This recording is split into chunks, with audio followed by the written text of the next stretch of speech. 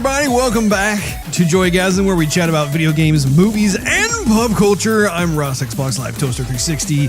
He is, of course, Steve, Xbox Live Stevavitch, and we get ourselves into a rootin' tootin' good time in episode 94 today, November 3rd, 2018. This week's episode covers the latest BlizzCon announcements, which there are plenty to go over before pivoting into the topic of the day, which, speaking of, our topic of the day is which roughly translates into Red Dead Redemption 2 impressions, which you can fast forward to if you look at the timestamp located in this episode's detailed section of iTunes, Google Play, Spotify, YouTube, etc. Otherwise, just keep listening. Oh man, it has been a fun-filled playing week. What do you think? Late nights, Russ. Late nights. Lots and lots of gaming bliss. And the week has gone by very fast, too, I must say. It has. Yeah, I was pretty surprised about that. Were you? I was, considering I didn't have any kind of, holiday or... Well, I mean... It's not Thanksgiving yet. Well, I was going to say, Halloween was like smack dab in the center of the week. And even though it's not like a national holiday or anything, I mean, it's kind of like the one, unofficial holiday of the year. Wednesday did feel kind of like Friday for that reason. Yeah. And it was great to have you come over and have us go out and see my daughter go trick-or-treating. It's always, just a nice little outing. But yes, there was plenty to play. I don't know if you watched anything. I think you may have been like me where you just played your heart out. Hold on a minute, Russ. Oh. Hold on a minute. Are you trying to say hold your horses? Hold your horses. Hold your Clydesdales. No, so whatever happened to your costume you wore to work?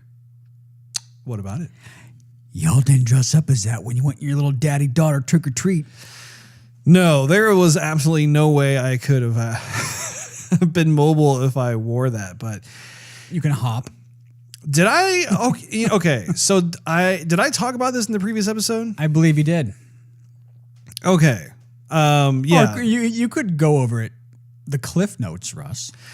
So to essentially briefly recap, we had an office party where every year we have all the folks kind of vote on what the theme is going to be. And so for us, we this year voted to have a Pixar theme. So everyone who worked there, you could choose. And actually, you know what? We expanded it. It was Pixar and or DreamWorks, because we wanted to have kind of like that 3D animated film vibe. Yeah, which was really funny because if I remember correctly, absolutely no one chose any characters from the DreamWorks side. Everybody just chose Pixar characters, which, I mean, come on, let's be real. Pixar makes better movies overall. So, but for me, I was going through a bit of a costume creator block, so to speak. My wife, she over the last 3 years or so has been kind of the costume fabricator. And so when this thing comes up, she has helped kind of cultivate a bit of a reputation of sorts that when Halloween comes around, that we have some sort of amazing costume that I'm able to put on and wear, and everyone gets a big kick out of at the office. So to give you an idea, we had a Pirates of the Caribbean theme one year. This was, I think, about 3 years ago or so.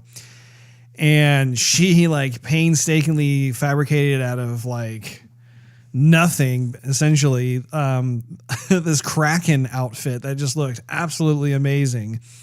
And it really caused people at work to just kind of look at Halloween differently when it came to the office. And then since that time, she came up with the idea when we had a Star Wars theme. I was actually George Lucas, which was really funny. Did you post those pictures?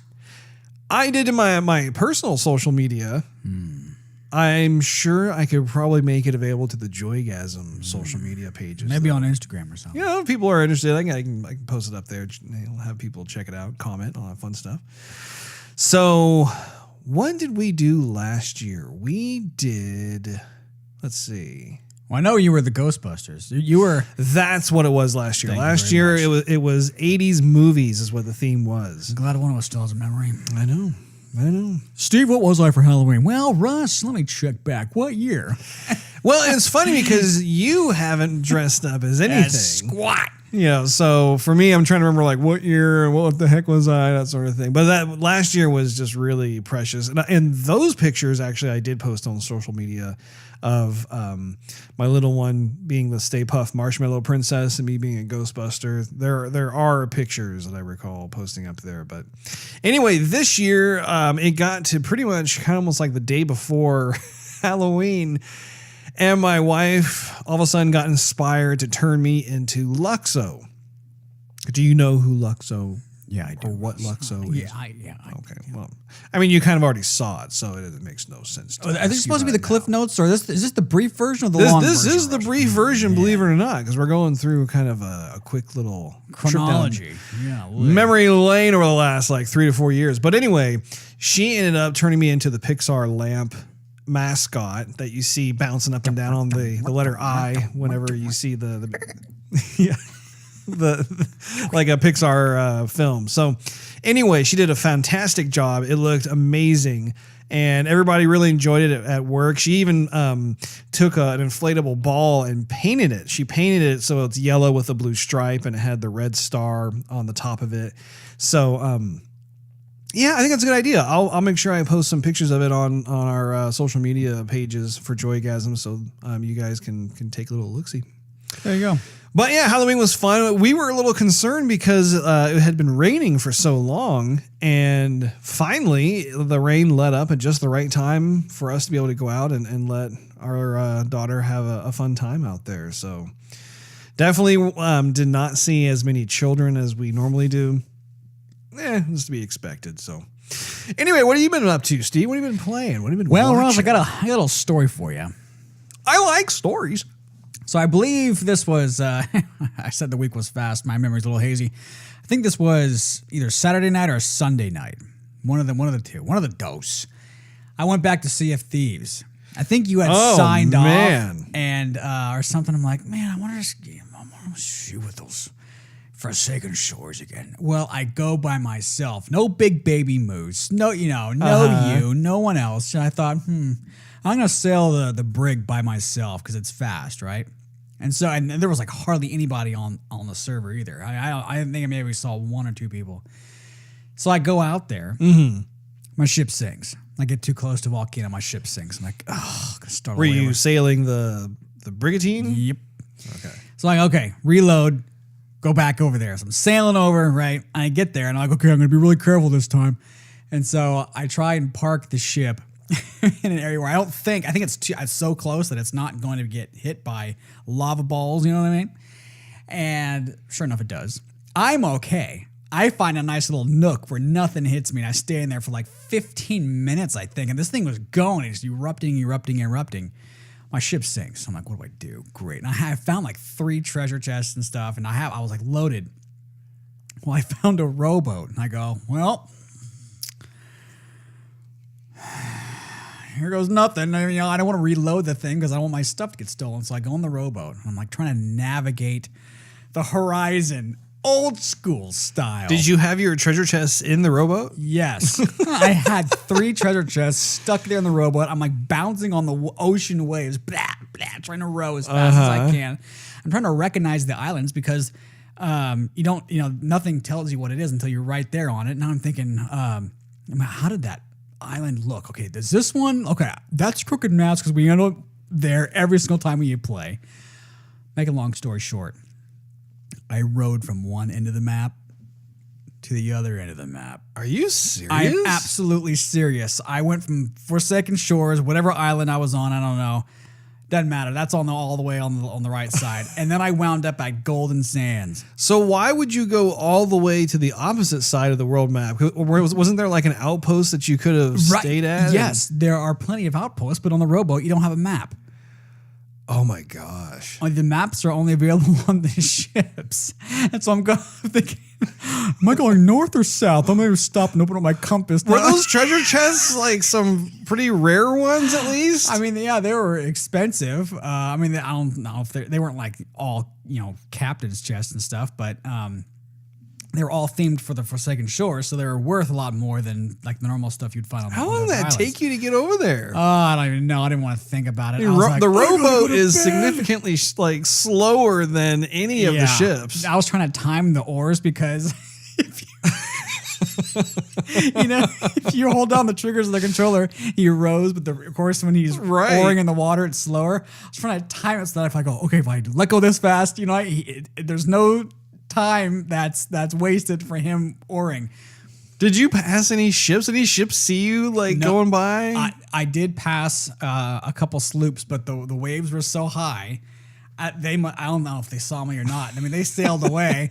I kind of thought about waving at them, like, "Hey, help me out," sort of thing. And I thought, well, it's Sea of Thieves, and so that was probably gamble. Yeah. So I thought, I'll just, I'm gonna find something. I'm gonna recognize an island. I'm gonna find out where I am. Sure enough, I kind of sort of did, and I waited till it was. You know what I did? Those smaller outposts that's relatively new in the game where you can just go and buy some random decorative stuff for your ship? Yeah. So I found one of those, and I thought, I think I was going to either give up or I was like, I don't know what I'm going to do. Well, it went dark. It went nighttime. I thought, man, this is frigging lonely. I'm only me in a rowboat in the middle of the ocean. And so I see the glimmer of light from an outpost, and I went, yes. I mean, none of the other islands light up that much. I mean, some of them here's a little tiki torch here and there, but not like an outpost where it's all lit up. Mm-hmm. Like, that's it. That's got to be him. And I made a beeline right towards it. Sure enough, I was there. I thought, just my luck. Somebody will be there, like waiting, like, oh, look at this. Someone's oaring, coming up in a rowboat. Don't steal their stuff. Someone went away. They didn't see me. I went in there and loaded my boat. It got 3,000 or 4,000 in coins or something like that. And that was it. That was my night. I'm like, I gotta go to bed.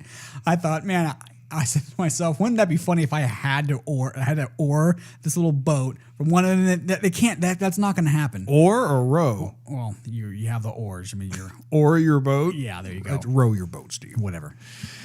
So, well, that is quite the story. Yes. And you know what? There's no achievement for it either. Now that's unfortunate. Yeah. I would have expected something to be in there, especially for a game as quirky as Sea of Thieves. Yeah, I know. Well, I guess apparently no one thought of that when they were making the game. Whatever. You know what? No rare achievement. I'm okay, Russ. I don't need any trophies for mediocrity. I'll do it again. Okay. Other than that, I played a lot of the Junkenstein's Revenge Overwatch. You did. I noticed you were on Overwatch quite a bit. That's good for you. And then after we were trick or treating, I thought that the event was going to last that week because Halloween was on a Wednesday and they usually do their updates on a Tuesday. Right. And it didn't. It stopped, and so I was looking to get the skin for Wrecking Ball with the big pumpkin. Mm-hmm. He looks like he's an angry version of the Cinderella chariot pumpkin. You know what I mean? Yeah. I wanted to buy that, and then the event went away, so now I can't. I have to wait till next year. I'm telling you, with the different types of costumes that they're constantly coming out with in that game, I personally can't keep up. I mean, I haven't played Overwatch in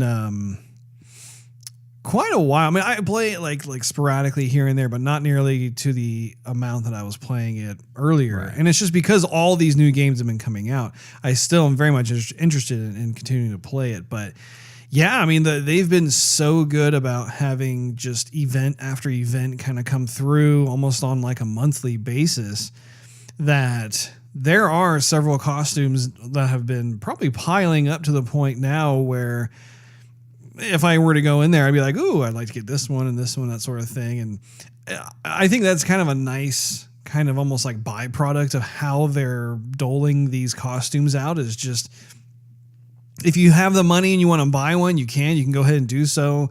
But if you don't, you know, the penalty is that you have to wait until that holiday comes around again, and then they unlock all of those skins for a limited amount of time. But the nice thing is that you get to kind of see like just all these different types of skins that act as motivation for you wanting to play the game and be able to earn more gamer credits, that sort of thing. I know, of course, that you also played Red Dead Redemption. I figured that'd be obvious. Yes. Yeah, I must say I am taking my sweet time. As well you should. I'm not going to beat that game for a while, and it's a very pleasant place to be. It is indeed. I cannot wait till we get to our topic of the day to be able to really. Yeah, let's just skip everything else. Let's go right to it. Yeah, you know, it's actually kind of funny. I was planning on just having us just dive right in, and I was just kind of looking around, seeing just you know, in the off chance that there'd be something worth talking about before we go in. And I was talking to a friend who reminded me that this weekend is BlizzCon. I'm like, oh, yeah, that's a big deal. So there is a lot to go through, and so I was thinking, okay, well, we're gonna have definitely a filled up episode this time, and it's gonna be a lot of fun of just being able to focus on BlizzCon for a while and then go into Red Dead Redemption. I think it's gonna be a lot of fun. On my side of things, so I got some good news. Forza Horizon 4 is finally fixed for me in terms of the audio. So now when I'm actually racing, all the sounds are back, the music's back, that sort of thing. There are other bugs in the game, however, like some races that you go to where you have to buy a vehicle in order to participate in a certain type of race. You know how like it shows you that contact sheet of sorts where like, you know, you have the background animation just kind of moving around and it's kind of blurred, and you have all these like car thumbnails. The cars are not spawning in the thumbnails. All I see are just the thumbnail layout. Yeah, I think it's done a little bit of that with me. It's like a loading thing where I've scrolled all through the cars as fast as I can because I know what I'm looking for, and it'll say McLaren, and then I know I'm not on McLaren. I'm on like the Range Rover, and so but I'll wait there like, okay, it's like I'm trying to select it here, and then it'll after like 5 or 10 seconds it'll go. And it'll change the vehicle while I've just, you know. Unfortunately, that was not the case for me because I wasn't even hitting the bumpers. I was just sitting there waiting for the initial spawn of the car thumbnails to appear. Nothing. I mean, I was there for minutes and nothing appeared. And I'm thinking to myself, you know, this game is really, really fun when it works. Right. But with the amount of bugs that I've experienced with this game, I'm a little disappointed in the lack of quality control with a AAA first party title like this. I mean, these are some serious bugs. These are not some sort of like little dinky cosmetic C level bug. I mean, these are A and B level bugs. And it's unfortunate because I want to be able to play the game, and these types of experiences are causing me to just stop playing the game and put something else on that I know is stable and that works. And it's just a bummer because it's like, man, I really want to I want to keep playing with it and everything else. And Horizon 3 was never this buggy. That's the one thing that if I recall, like at least in my personal experience, like I think maybe the game had a couple of like system crashes during the entire time that I played, but that was it. I mean, everything else for me worked. Yeah, there were some instances with Forza Horizon 3 where if your car was pulling out of the venue, it looked like it was hovering, where like the shadowing or the lighting was off, and the car just looked like it was hovering. And sometimes it was like that in the garage too. Not too often, but often enough. I thought, yeah, it's doing it again. You know, whatever. It's not enough to really hate on it, but I just thought, he's pointing at me. So there was a glitch in Forza Horizon 3 that I have yet to discover. I haven't tried it yet. Well, you read about it, or I did it. Oh, I thought you said you have yet to discover. In Forza Horizon 4, yes. The same glitch. I'm tracking with you. Continue. The glitch was, Russ, when you're driving around and you're like destroying all the nice fences and the nice flowers. As well you should. Thin trees, whatever. And you get points for it, right? Landscaping. Whatever. That's actually one of the, yeah. Well, when you do some jumps, right, you get credit. Absolutely. There's Kangaroo. Right, yes. If you buy the Nissan GTR, the black edition GTR, and you put the wide body kit on it, and you lower the car as far as it can go, like just a millimeter off the road, right? Really low. And then you go to the train tracks, and you basically put the car, the middle of the car on the train tracks, right? Okay. The tracks are going underneath the car. What basically happens is the car is so low that the vehicle gets stuck on the tracks, and the game's trying to decide is the car supposed to get credit for going over a jump, or is it just stuck on the road, or what's actually happening? And it causes the game to glitch, and your car starts hovering over the tracks and then crashing and then hovering, like major hovering. Weird. And you almost get stuck on the tracks because the car is so low and it doesn't really know how to compute it. Well, it registers that as you continually going over small jumps, and you can score like hundreds of thousands of credit just by doing that. It's boring because you just sit there and watch the game kind of glitch out, and then you get stuck. The train comes and you lose, what you were just working on. I never saw that personally. I know. So I got the same car in Forza Horizon 4, so I've yet to try it out, but it might work, it might not. You never know. It never got fixed, and it's been that way for a while. Well, my. Indeed. Now, another game that I've been playing this week is Soul Calibur 6, and I ended up, if you recall in the previous episode, I talk about, I'm glad you did. Glad you were listening. That I had purchased a second version of the game just for Windows, because I wanted to see if there was a difference in the graphics fidelity, because that was kind of like the big point of contention that we talked about during our play impressions in last week's episode. And so I had Steve come over and we were checking it out. I have a mobile workstation. It's 4K, all that fun stuff. And I'm happy to report that actually with that type of setup, it looked gorgeous. I feel compelled to have to make sure that I add that in as like kind of an addendum to our play impressions of Soul Calibur 6. It was to me anyway, it was like a huge night and day difference of just, there was little to no aliasing whatsoever. The texture resolutions were much higher, much more smoother looking. The background assets looked just flawless as far as I could tell. I mean, it looked like how I was expecting Soul Calibur 6 to look in the first place. I mean, do you agree? I do. So you are happy to report that you were happy as a clam.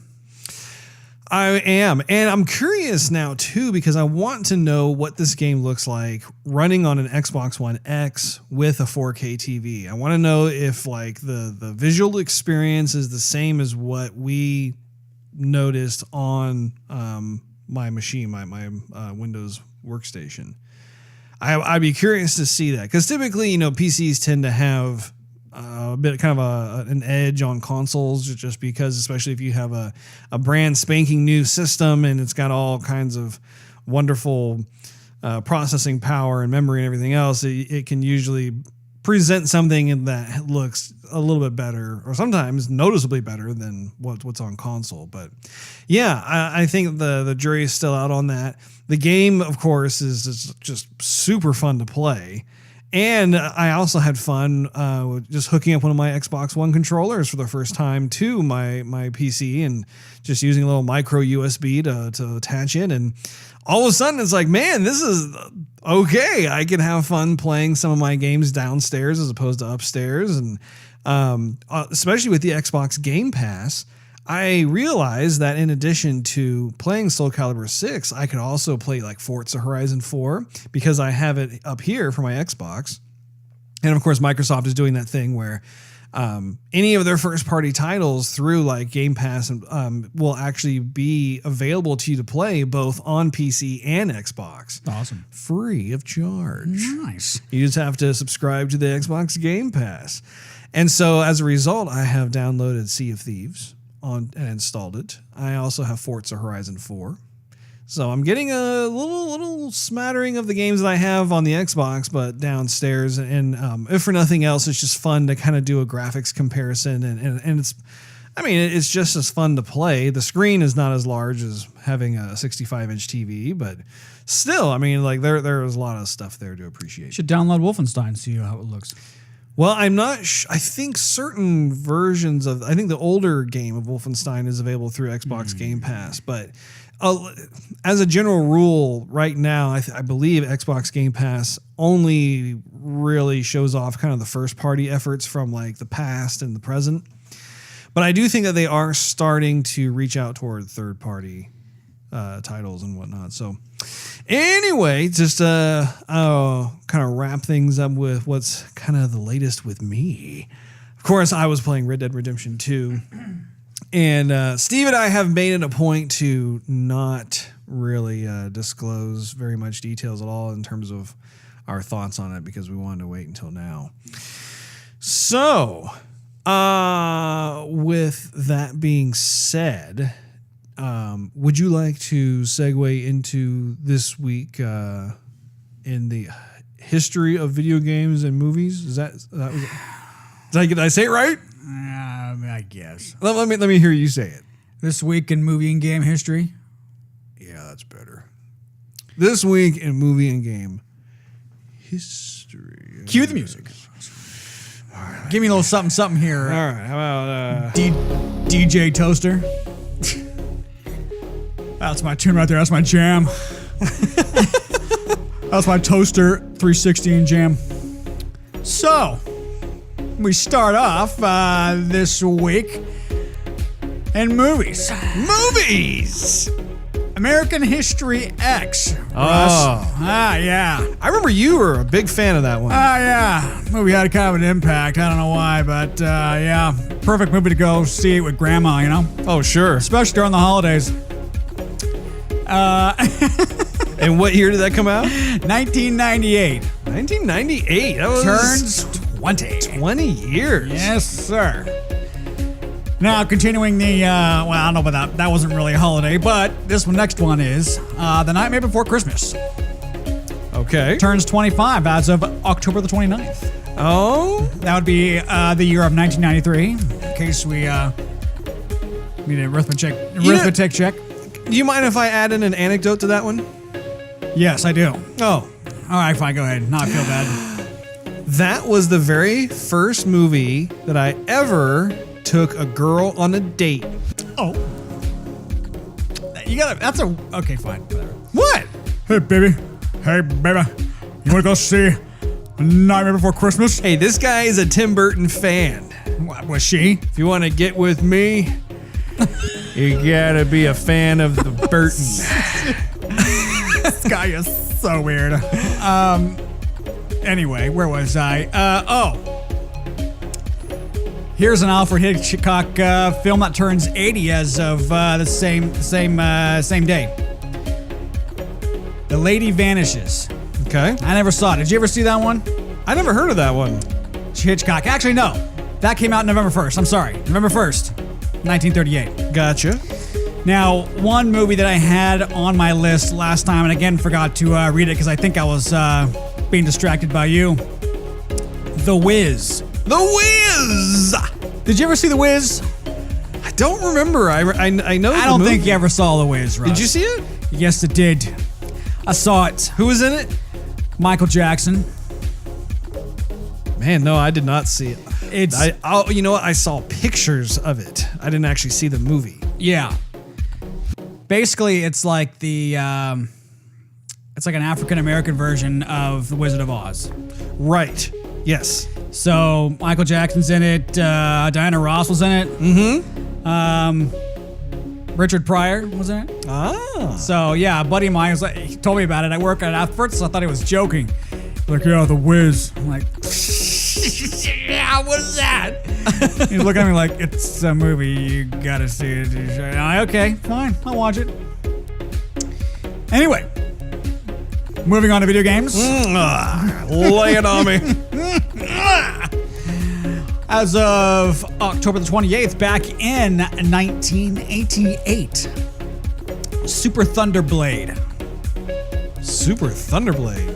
That was the helicopter game for Genesis. That was kind of like Space Harrier. Oh, right. I was a big fan of that series, actually. Awesome name for a game, by the way. Yeah. That was the one where like you were flying through, like or not really through the buildings, but the buildings would come at you side to side, and like you had to shoot the tanks on the ground. Other helicopters would come shoot you. Basically, if you went in circles, like a slow circle, no one could hit you. Right. And then sometimes you would have to go into a cave and look out for the. That was an EA title, wasn't it? I don't think. I don't recall if it was EA. Because EA had like some kind of helicopter game that I played. It was like, I know what you're talking about, but I don't think it was the same game. Oh no, it wasn't. It was called something like Desert Strike. I think it was Desert Strike. And then their sequel was called Jungle Strike. And they had other ones. Yeah. Okay. Yeah, and that one was more like top down. This one was gotcha. Like, you're right behind the helicopter. Where was I? Okay, yeah. So, same day, but a little bit later, 1993, we had Madden NFL. Ah, yes. Or, excuse me, NFL 94, which turns 25 as of the 28th. That was a good one. A little bit later, at 2003, we had Amped number 2, which is kind of like your Tony Hawk version of snowboarding. Right.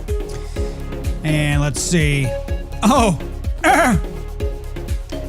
You'll recognize this one, Russ. This will make you feel old. Same day, The Sims Making Magic. Yes, that brings back memories. Wasn't that one that Lindsay Pearson was working on? She was the brainchild behind that one. Okay. I would ask that you'd stop yelling that way in my headset. It's quite obnoxious. Thank you. My headset's turned down. I'm not yelling loud enough. You've done it like twice in the last like 30 seconds. I know. Let's see. Same day. Let's see here. Top Spin. Top Spin. Now that was a good one. There you go. It was a little tennis simulator. Yeah. And Kill Switch. Do you ever notice how most of the tennis games that come out are actually really successful? I like the Wii Tennis myself. Yeah, Wii Tennis was out there. I mean, remember Virtua Tennis? I do remember Virtua Tennis. Yeah. October 29th, Russ, we're moving on here. Now, this is, remember that this is the time when a lot of games are coming out, kind of like we're experiencing now. You know what I mean? October 29th, 1988. We just talked about Thunderblade, how it was similar to Space Harrier. Well, Space Harrier 2. Oh, man. Came out in 1988. Turns 30. 30 years old. Okay, moving a little on here. 1993, October 29th, 1993. We got Mega Man 4. That was a good one. Castlevania, Rondo of Blood. We had another Castlevania that came out. Yeah. Oh. And in October 29th, 2003, the original Call of Duty. A day that will live in infamy. I knew you were going to say that. Moving on, October 30th, 1998. Grim Fandango. That was a good movie. That game, that was a Tim Schafer game. Actually, he came to visit during that whole release. He came to visit my college that I went to, and he gave out posters of Grim Fandango to all of us. I think I remember that. Yeah, I didn't have a good enough PC at the time, but I had my buddy buy it. He's like, "What game?" Like, dude, buy it. LucasArts, I think. Made that. Yeah, that was back when Tim Schafer was working at LucasArts. There you go. You can get that game now on mobile, by the way. Oh, I'm sure you can. No, your buddy who was working on Psychonauts helped to bring it out. That's right. Let's see here. Okay, so October 30th, 2003, Prince of Persia's Sands of Time. I still remember that game coming out. Mm-hmm. Now we can move on to the 31st. I knew that. I told you there were going to be a bunch of them. 1978 here, Russ. 1978, Atari Football Arcade. Oh, man. Turns 40. And then this was an early movie adaptation here in 1983, Halloween for the Atari 2600. I actually remember that. I never played it, but I saw pictures of it in the magazine. Turns 35. 1993, I don't know if you remember this one. I had this game, Chase HQ. I remember that, yes. That was that. It was basically Outrun, but you were a cop and you had to like run into cars like the bad guy cars that were running away from you. That was a lot of fun. Let's see. So then that same day, Alien vs. Predator, Last of His Clan, came out along with Street Fighter II, The Challengers, Ren and Stimpy's Show, F1 Pole Position, Capcom's MVP Football. It's a big day, Russ. Sounds like It's a big day. Okay, 1998. Now, same day, October 31st, but 1998. Guilty Gear, the original Guilty Gear. Yeah. That's a classic. There you go.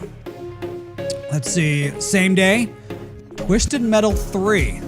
That's making me feel old. I was going to say, that's more of you. Now, Twisted Metal 3, that was the one where they licensed Rob Zombie to put his music in the game. I remember that.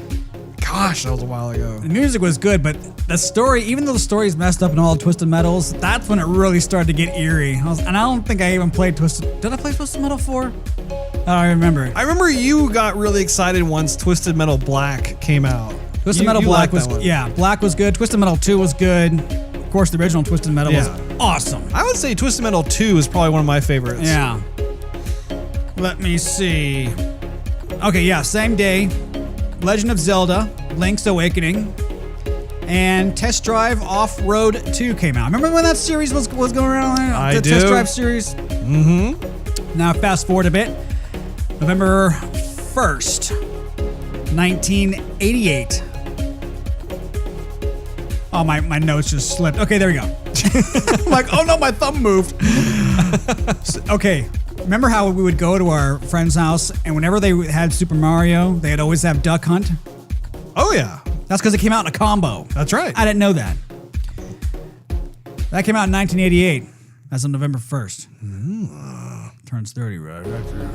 My goodness. I'm like, man, why does everybody who has Super Mario have Duck Hunt with the little screen laser gun thingy? That dog is always so helpful on screen. Yeah, really. Okay, we're almost done here. November 2nd, 1993, RoboCop versus the Terminator. Turns 25. I don't think I ever played that one. That was a Super Nintendo title. You know what? I think Terminator would win every time. Sorry, RoboCop fans. I think Terminator would win. And you'll recognize this one. November 3rd, 1998, Crash Bandicoot Warped. Crash Bandicoot Warped, yeah. Turns 20. Along with Wipeout 64. Very nice. For the Nintendo 64, in case you didn't know. Well, thank you very much for all that, Steve. It sounded like there were actually quite a few titles that came out during the same dates of this past week. A lot of the games come out right at the end of Halloween, entering into Thanksgiving, because when Black Friday comes and the Christmas is right around the corner, they got to put all those games on sale. It definitely makes sense. Well, let's pivot on into BlizzCon. There is an absolute ton that we need to cover. Cheers, love! The cavalry's here! Winston reporting. Justice reigns from above! Junkrat primed and ready! Lucio coming at you. Form up on the payload. Move it out. Nerf this! Come out and face me. I am ready to revive you. So you have to understand, I don't know if there is like a BlizzCon theme song or not. So I figured, I might as well just bust out the Overwatch League. That's close enough. Not to mention the fact that there is quite a bit of Overwatch news. Do tell.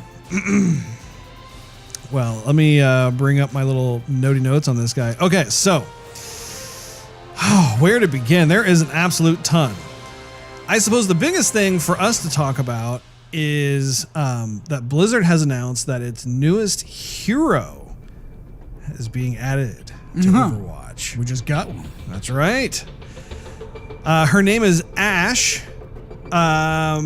who was heavily featured during the McCree animated short highlighted at BlizzCon. Oh, so there's a McCree animated short. Well, it's McCree is in the short. I mean, like he's predominantly featured in there, but also Ash is in there as well. And I thought that we could watch it here in just a minute, but I thought I'd go over her abilities first. So she has what's called the Viper. And I'll just read the description here. It says, Ash's semi-automatic rifle fires quick shots, or she can use her aim down sights for a more damaging, precise shot. She has dynamite. As she she can throw an explosive that detonates after a short delay, or you can have it explode immediately when you shoot it. So if you throw it and you shoot it in your crosshairs, you can actually cause it to detonate before like the countdown timer, so to speak, reaches 0. The explosion from dynamite also lights enemies on fire, dealing damage over time. Now she also they're bringing the fire thing in there. They are indeed, and they have another ability here called Coach Gun. Ash blasts enemies in front of her, knocking them away and propelling herself backward for added mobility. So it's almost like it's kind of a cousin of what Brigitte does, where like, she's able to like hit people back, or even like with Farah, how like she has the concussive rocket that kind of blasts them away. This seems to be a little more controlled though, and it also knocks her back, which could be pretty nice. Like if you have like say a roadhog coming at you and he's going to use his hook, if you activate that quick enough, it can all work out. Now her ultimate is interesting. She has this robot called Bob, and it actually stands for something. I'm not sure if I have it written down here or not. I don't think I do, but it's B-O-B. She can summon her trusted sidekick, who charges forward and knocks enemies into the air, then lays down suppressing fire with his arm cannons. And you'll be able to see some of that in the trailer itself, but it's pretty. I mean, when you think about like the ultimates, I don't think any other character has some kind of support character that comes in and helps out. So I mean, it's a pretty original idea, I think. Are you ready to check it out? No, I'm not. No. Are you sure? Yeah, okay. Now I'll wait here. We will all wait for you. Yeah, I think I'm good.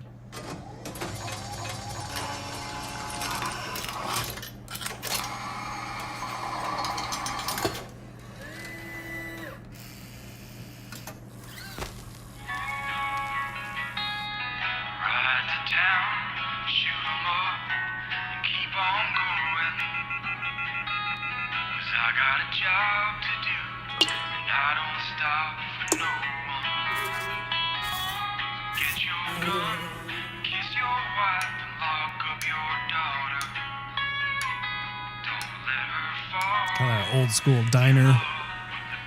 Yeah, it's Route 66. Look at that. It's like a tasty, I think it's an apple pie.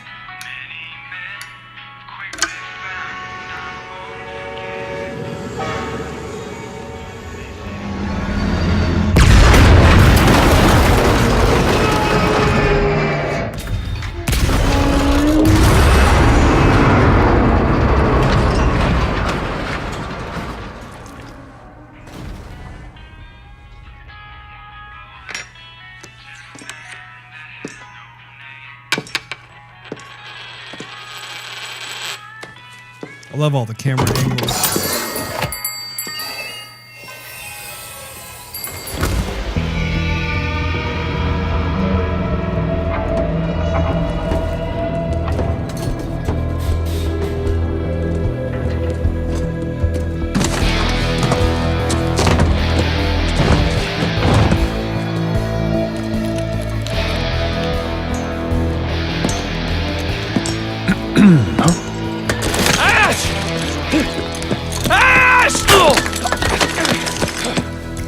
We got trouble!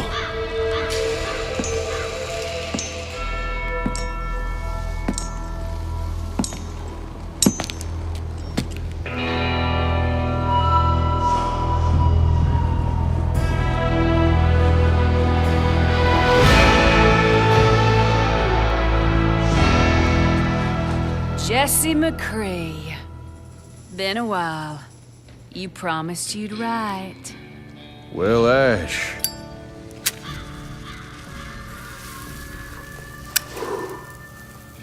I've been kind of busy. We're pretty busy ourselves, so it's awful convenient you showing up today. Yeah, you never been one to shy away from a good tip. Hey, we worked hard for this score. You best move on now. All I want is that crate. Everything else is yours. This crate? Huh. Bob.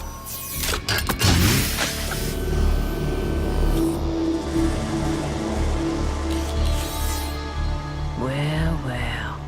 Now you got my attention. What is it? That's none of your business. Well, as I see it, now it's very much our business. Doesn't always have to be this way, Ash.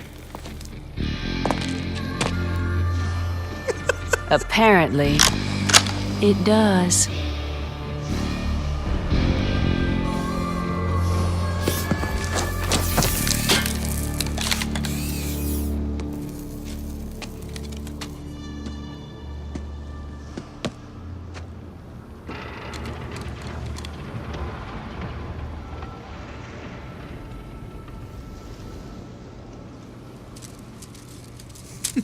Get a little tumbleweed.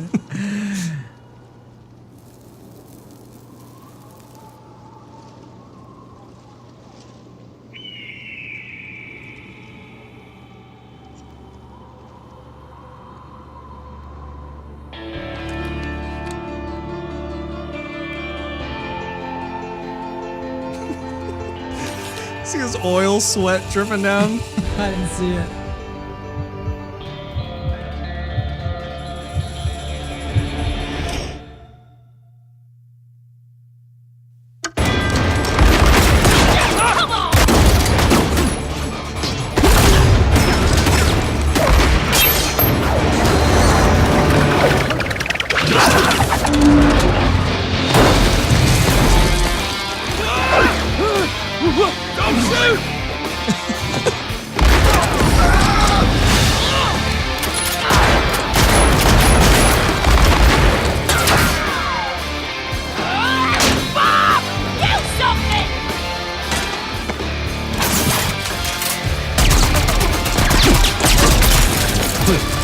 Looks like Bob got himself some upgrades.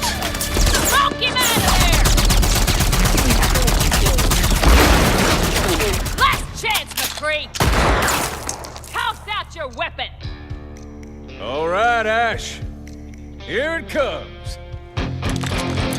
Oh, shit!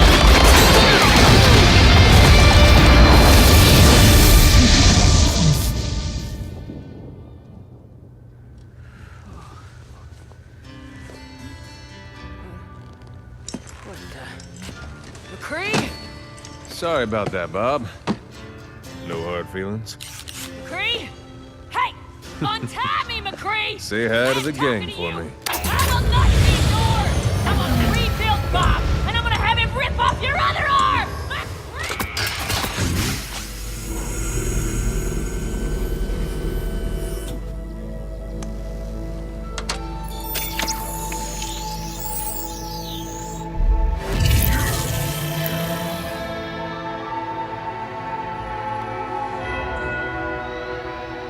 Hey there, cowboy. Welcome back, partner.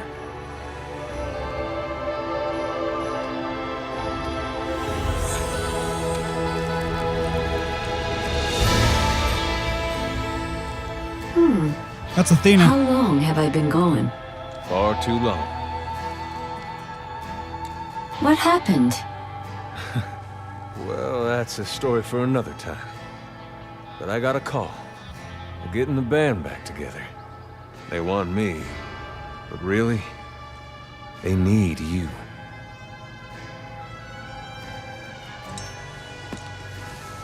Jesse, wait. What are you going to do? I've got some business to attend to.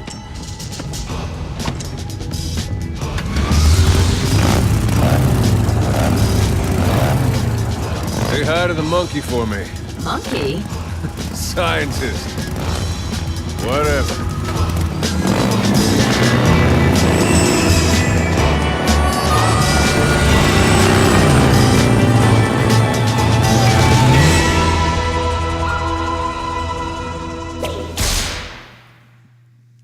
What do you think? Well, that looks like a 3-in-1er.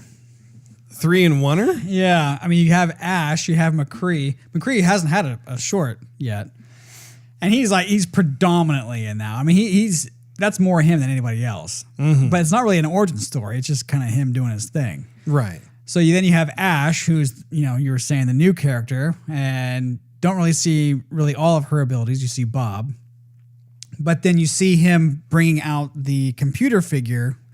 And I believe that voice is for Athena, which is the person who, like, if you go to Gibraltar, for example, she goes, now entering Gibraltar. Oh, I see who you're talking about. Well, so Jeff Kaplan was at BlizzCon, and he did mention that this particular character's name is called Echo. Okay. And so even though they were wanting to push Ash as like she's the newest character to the roster, he did seem to strongly suggest that Echo was an upcoming new character, but that they still have a ways to go in terms of tweaking her gameplay and that sort of thing. But I mean, I thought both of those characters looked really cool. I think Ash is a great addition. It's cool to have kind of a female, not quite a cowgirl. Yeah. She's kind of more of a biker kind of a chick in a way. Has some like she looks cowboy, cowgirl sensibilities in there, but looks like a female bad sheriff. Kind of, sort of, because she had that biker vest on. But anyway, love the voice that she had, and I'm very curious to see just how the gameplay mechanics work with her. And for those of you listening, you can actually go on to like YouTube or IGN or wherever, and they have gameplay footage of her going about doing her thing. I didn't want to play it on here just because we can't see it, and at least with the cinematics, it's more story driven, so you can actually kind of pick up the pieces as to what's going on, that sort of thing. Plus, it's just fun. The type of audio mastering that the folks over at Blizzard Entertainment are capable of. I mean, even if you can't see it, or maybe you've already watched it and now you're driving in your car or you're listening to it on your phone or whatever, and you're just doing your thing, it'll bring back memories of when you saw it. I mean, it's such a treat to be able to listen to all the little nuances and stuff.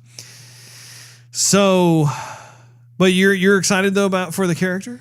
I am just a little confused with the Echo character. In the if you watch the beginning of the game, when Winston is telling we have to do something sort of thing, and you see all those still images. One of them is with the entire good side, I guess, with the crew. I mean, with Soldier 76 and Winston and Mercy and whatever. And the kind of the background of the picture. Part of the gang who is standing up looks like that robot character. And when you're in the what's the arena called where it's I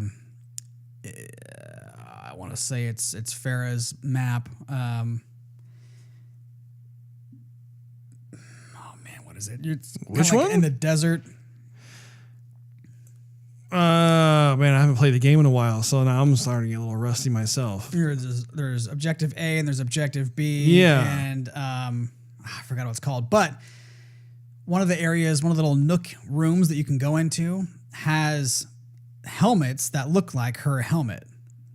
And I always thought that was Athena. So I don't know. Maybe it was an Echo all the time and I was thinking it was somebody else. I have no idea. That's a little detail worth looking into there, Steve. Exactly. So let's see here. So in addition to that, just sticking with the whole Overwatch announcements, so some more stuff on Lego that I am very interested in. I know you're too cool for school when it comes to Lego. That's right. The first Lego Overwatch set has been revealed and is available in the form of Bastion. Just go to the Blizzard store to purchase this limited edition item. What's interesting is that they have a second version of Bastion that is part of the upcoming part. But so they just kind of kick this first version out just so I guess they have something in the store. But I got some more information regarding the minifigures, the little Lego minifigures that you can get. They are, and this is just the first batch, Tracer, Hanzo, Genji, Soldier 76, Winston, McCree, Reaper, Widowmaker, Diva, Reinhardt, Farah, and Mercy. So you have 12 characters that round out that first batch. I mean, that's not too bad when you think of how many characters do they have now? Is it like it's between 16 to 20 characters? More? Yeah, I think at least 20.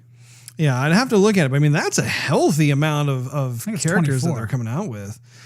Also, in addition to the minifigures, certain recognizable environment props from the game's levels are also coming soon, such as the payload, the launching pad and shuttle from the Watch Point Gibraltar map, and portions of buildings from the Dorado map. So there's certainly kind of starting in earnest here with different things. I would like to see possibly like what other types of maybe stages or levels, like maybe if there was a more fleshed out version of Watchpoint Gibraltar or any of the other levels that they've made, simply because those are also super cool and it'd be fun to just geek out and put the minifigures in little poses and stuff and do what Lego always encourages us to do, which is just to be creative with the whole thing. So currently 28 playable hero characters. Perfect. Well, there you go. I mean, they could have the second batch come out with another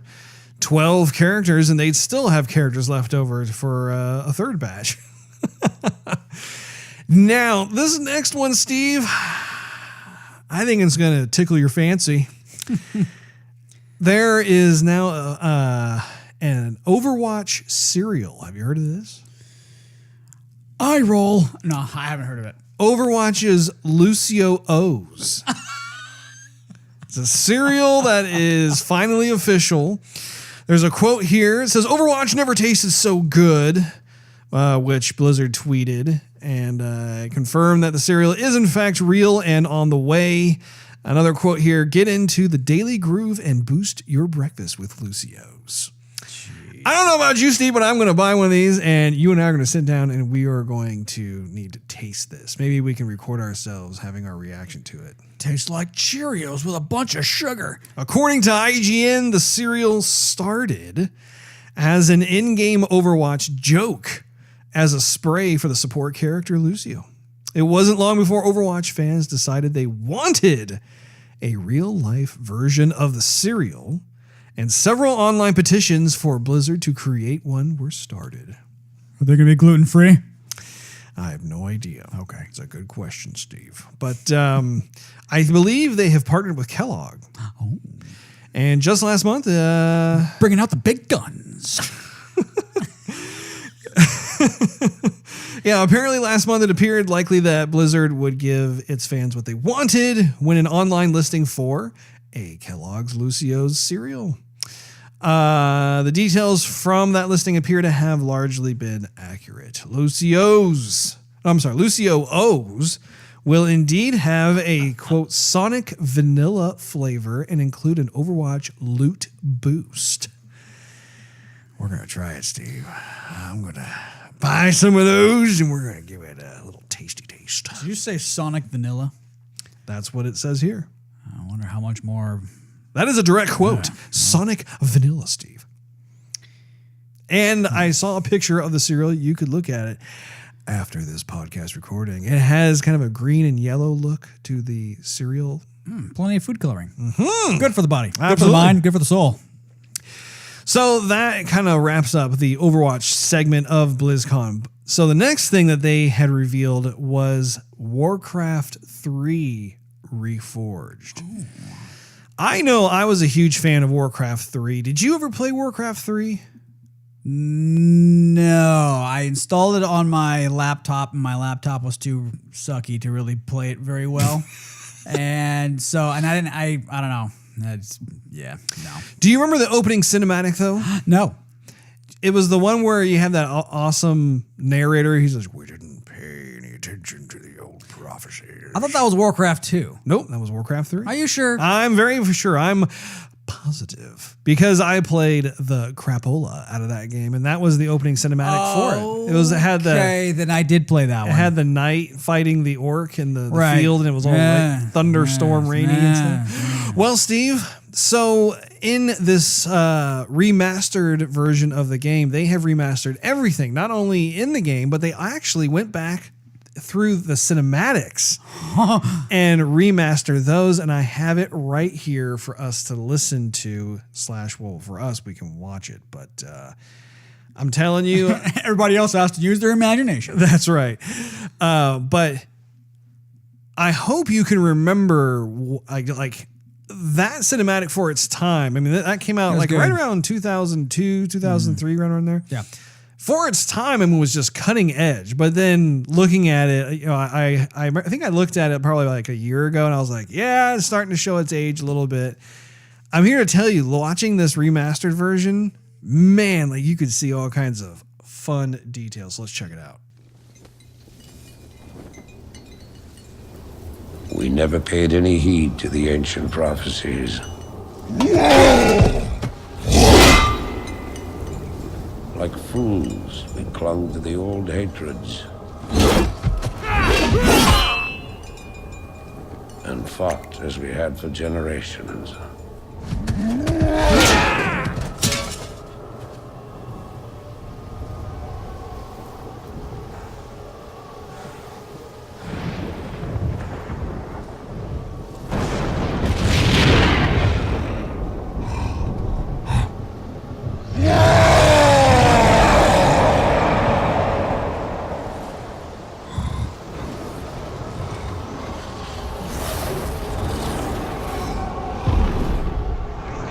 Until the day the sky rained fire, and the new enemy came among us.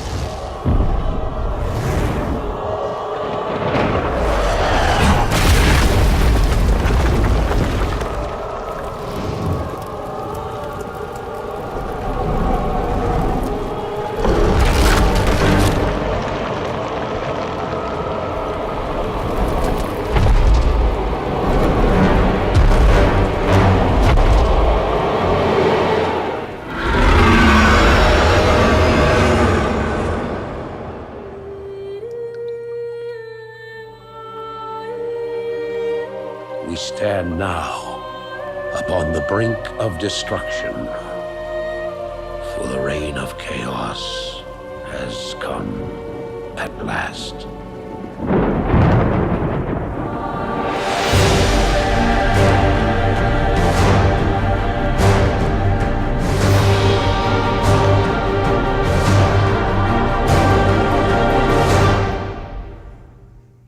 Coming in 2019. I remember playing that, and then it was like time for dinner or something. I'm like, yeah, I just want to see what happens here. And like 2 hours later, dinner's in the fridge, and I'm still playing Warcraft. Do you remember that intro video though? Yeah, I do, Russ. Man, I would definitely encourage you to go check out the original version because there is a very significant update to the. I remember the orc didn't have like his helmet on. And the first one, Yeah. I remember him having his helmet, and the fire coming down from the sky looks different. The final enemy looks different. I mean, that blade of grass that had the water on it, I mean, that was way more detailed than the first one. So anyway, big fan of that. I'm not sure if I'm going to end up getting it or not. You won't, Russ. I mean, like, I'll buy some remastered versions of games here and there, but I just feel like, I mean, I played that game so much. I made it through all the stories and stuff. I don't know for me personally, like if I need that in my life or not. We'll just have to wait and see. But I definitely can say that I appreciate like when Blizzard does a remastered version of a game. I mean, I love how they literally leave nothing as the old version at all. So I remember when I transitioned from StarCraft 2 to Warcraft 3, and in StarCraft 2, you could have much bigger armies that you could just rain down Right. havoc upon the enemy. And then in Warcraft 3, I'm like, you can only select like 8 characters or whatever. The armies are much smaller, but the battles ended up being just as epic, if not more epic in a Warcraft 3. Yeah, the Warcraft 3. Well, and see the key difference between StarCraft 2 and Warcraft 3. StarCraft 2 was. Oh no, are you talking about StarCraft 2 or no? You're talking about just StarCraft. Am I? Yeah, because StarCraft was out, and then Warcraft 3 came out, and then StarCraft 2 came out after Warcraft 3. My mistake. The reason why I say that is because the original StarCraft was pixel based. And that was a big change up when you went to Warcraft 3 because that was polygonal based. It was still the isometric top down view. But that was like the big kind of deal. It was like, oh, wow, Blizzard's now making the transition from 2D to 3D when it comes to the real time strategy. So let us take a look at the next one here, which I have in my notes is Hearthstone. And there's just a metric ton of this stuff. I believe this time last year I think it was more in December, but we looked at another Hearthstone video. That's right. You are very much correct, good sir. And if you recall, it had a funny song with it. Remember that? I do. I don't remember what the lyrics were exactly, but these are the same good folks who came up with this latest version. It has a song as well. The song is not as humorous as the first. That first one was just awesome.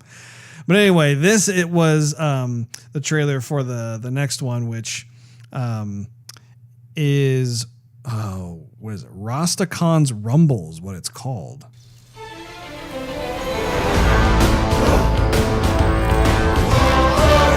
By earth, by air, rain and fire. The only things a real troll desire. First to smash and to mash and to bash and maybe mangle.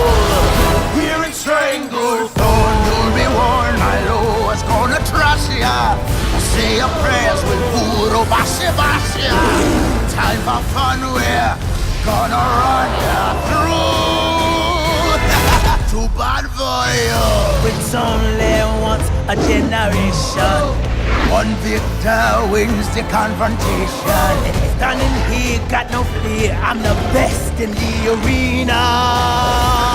Man, you never seen a hero cut you down to zero. Victory is no joke. Careful at your door. Cloak. It's the stars. Our star is born. Here in Stranglehold.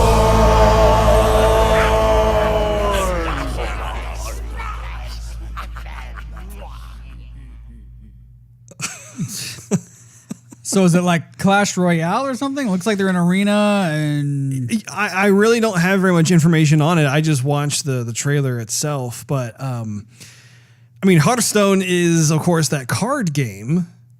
And I'm not sure if this is just an expansion pack to that or if it's something else entirely. But I actually installed that game on my phone. I keep forgetting I have it. I need to give it a try.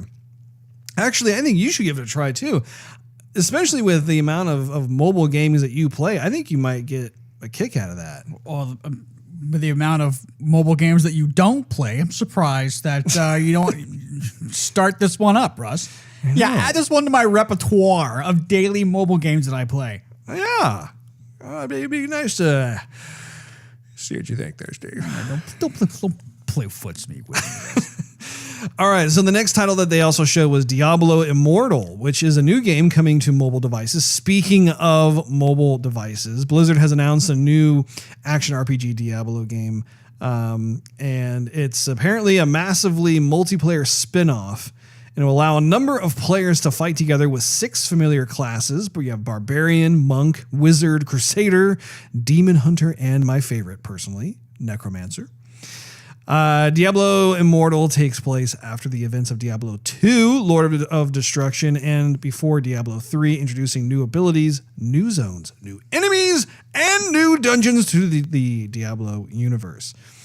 Apparently, you can pre-register to be involved in the beta tests and receive exclusive in-game rewards by visiting the official site of Diablo Immortal, which is probably I'm sure even if you go to Blizzard's website, they probably have some sort of link for it. But anywho, that's not all, Steve. There's a whole lot more here we're going to be cooking up. The next one that they were talking about is World of Warcraft Battle for Azeroth. And neither one of us have played the title as far as I know. I know I haven't played it. Have you? Have you played any World of Warcraft, Steve? Russ, were you listening when I said that I had a crappy computer?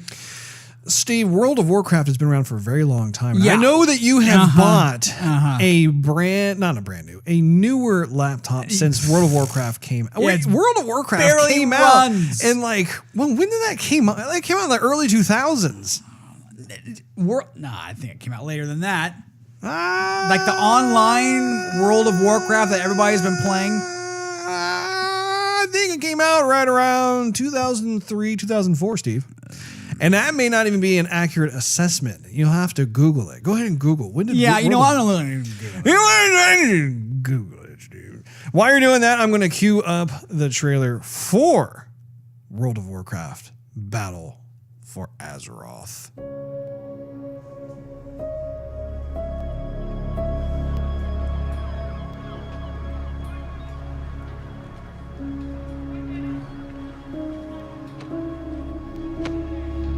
That's the last of the soldiers.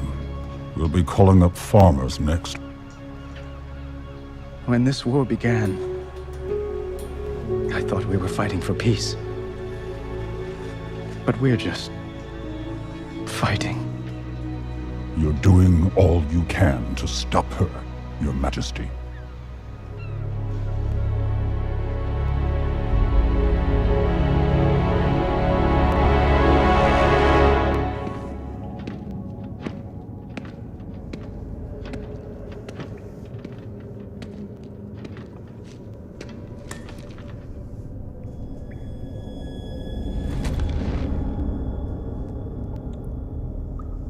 At Lordaeron, you had the chance to take my life. Maybe even end the war.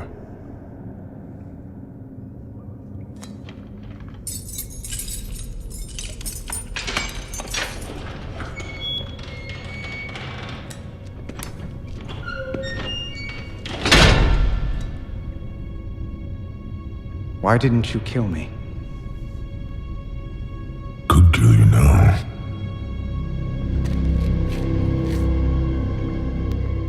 I spared you because I believed you have honor. Was I wrong? Do you want more innocents to suffer? The Horde... I have given everything for the Horde! Bled for it, killed for it, and Sylvanas is destroying it! She will destroy everything! What I want is my Horde back.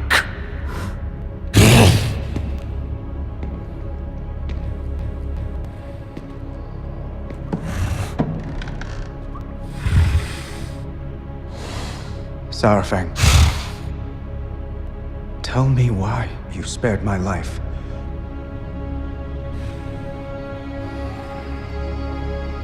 I hoped you would stop her. I can't.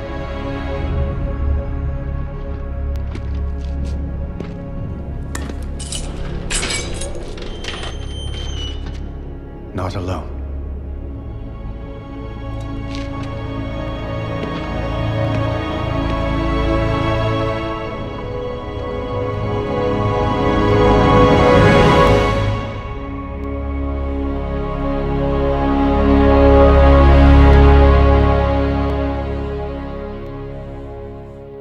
So even though I've never played the game, this goes back to what we've talked about several times on Joygasm, which is just Blizzard absolutely knows how to tell a story. And even though I haven't played the game, I'm completely immersed as to just what's going on within, well, what was that, like a 3-minute trailer? I mean, just it's just crazy to see like not only the production values of these trailers, but also just the ability to just really pull you in and make you care about the characters, make you want to know more. Do you have the same kind of? Yeah, I do, Russ. Well, tell me more about it. Well, it makes me wonder why a few years back they released this kind of CG, full motion, real life Warcraft movie with like regular actors in it, which wasn't like terrible, but their animated stuff like this is so far beyond what that was. It makes me wonder, why don't they just bring out a fully fledged hour-and-a-half movie just like that? Absolutely. You know what I'm saying? I have the exact same thought. Like, I would love it if they were to just create an hour-and-a-half to 2 hour long movie that had the same type of graphic style and approach that they incorporate with all of these different types of cinematics. Completely, 100% agree. Like, just, can you imagine? Like, it would be a riveting time the entire time we're in the theater. And I'm sure we would probably see it multiple times in the theater. And that's one of the things I don't understand. Like, for instance, like, okay, to be fair, I never saw, did you see the movie, the live action with the CG stuff that came out a couple of years ago? Yeah. And you said it was not good. It's definitely passable. It's not It's not like the worst movie I've ever seen. You know, it's like a B movie or a C movie. Okay. You know, it's got some comedic elements, but it's nothing like no one's ever seen before.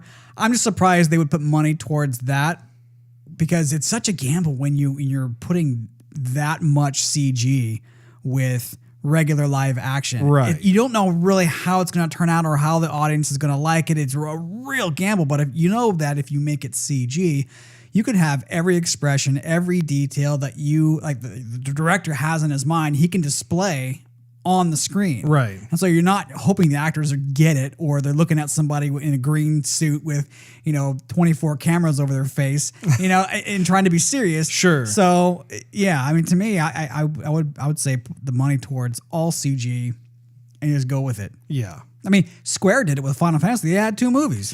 And honestly, I really like that movie. I felt as though the story was a little too abstract. Right.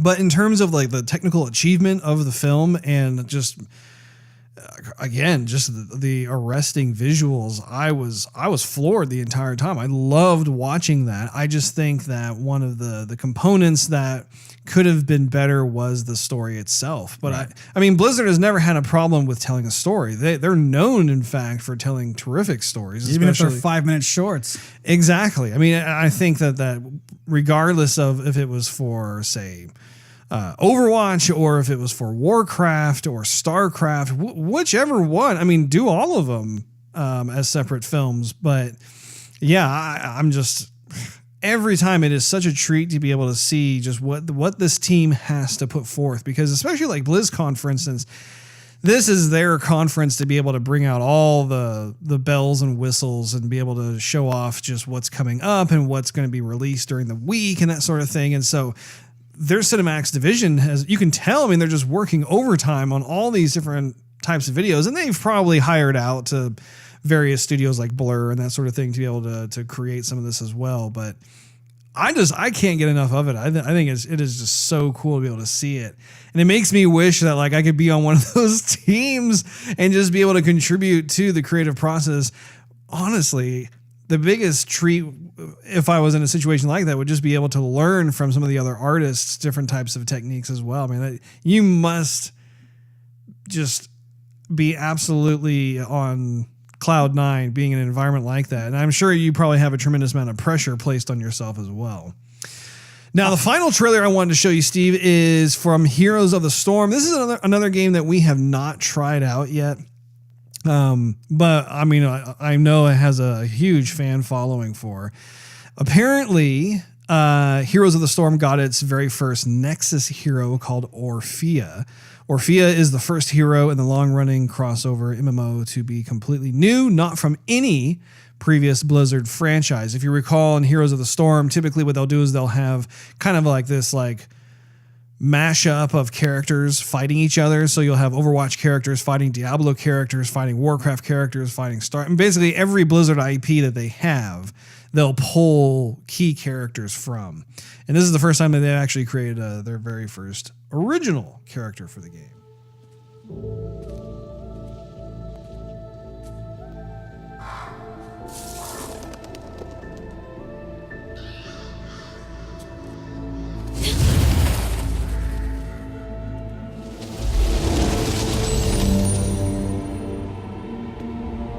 You have finally returned home. Home? You destroyed my home. Slaughtered innocents. Left peaceful realms in ruins. You broke your promise. I will not be questioned. Return to the tower at once. Fine.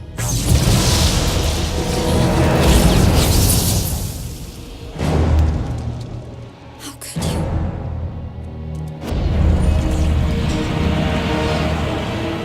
Dead magic. I am beyond that power. You're wrong.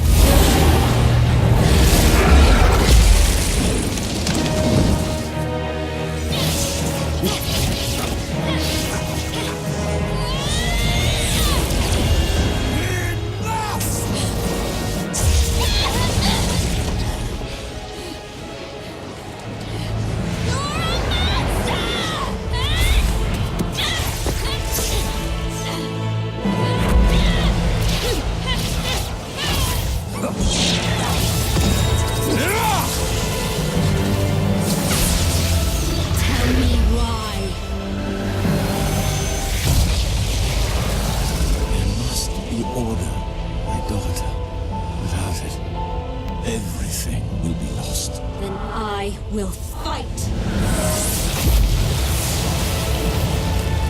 I will never stop fighting you. For my family. For the realm. For the Nexus.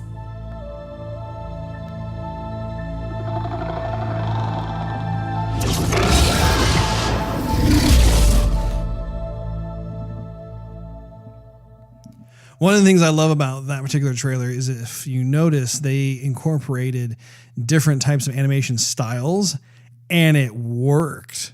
This is true, bro. Very cool indeed. Makes me think of the song Riders of the Storm. What is Riders? Have I heard that song? Riders of the Storm. Bang, bang, bang, bang, bang. To this life we're born. Bang, bang, bang. Oh, yeah. Uh-huh. Yeah.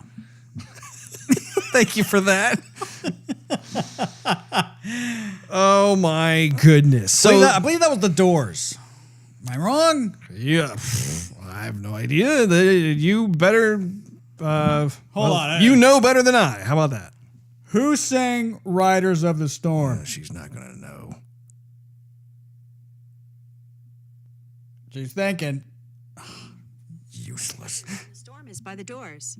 By the doors. Thank you very much. It took her a few minutes, but she got it. Way to go, Siri. You're success. Yeah, you're special, all right. So the final little tidbit I wanted to share with you, Steve, is that Destiny 2 is free for PC players. So I know you don't have a gaming rig for your PC, but Bungie announced that PC players can get the Destiny PC Players 2 for free this month on Battle.net. Destiny 2 is a free gift from today until November 18th, and anyone who redeems it during that period will get to keep it forever. So there you go. If you are interested in wanting to give Destiny 2 a little, pun intended, shot, you can do so. But, I mean, I'm here to tell you that it's kind of a hit and miss kind of a game. Or, at least anyway. The DLC stuff that came out recently, the Forsaken stuff, that one's actually pretty good. The other stuff, free is free. Free 99, can't beat it. But, see how much it is on Black Friday there, Russ. Well, if it's free, it ain't going to cost any less than free there, Steve. It ain't going to cost any less than free, Rudd, but if it's going to cost by the death of my laptop, and it ain't free now, is it? That's a very good point, Steve. Very astute of you. All right, well, we're going to get into our good old-fashioned topic of the day.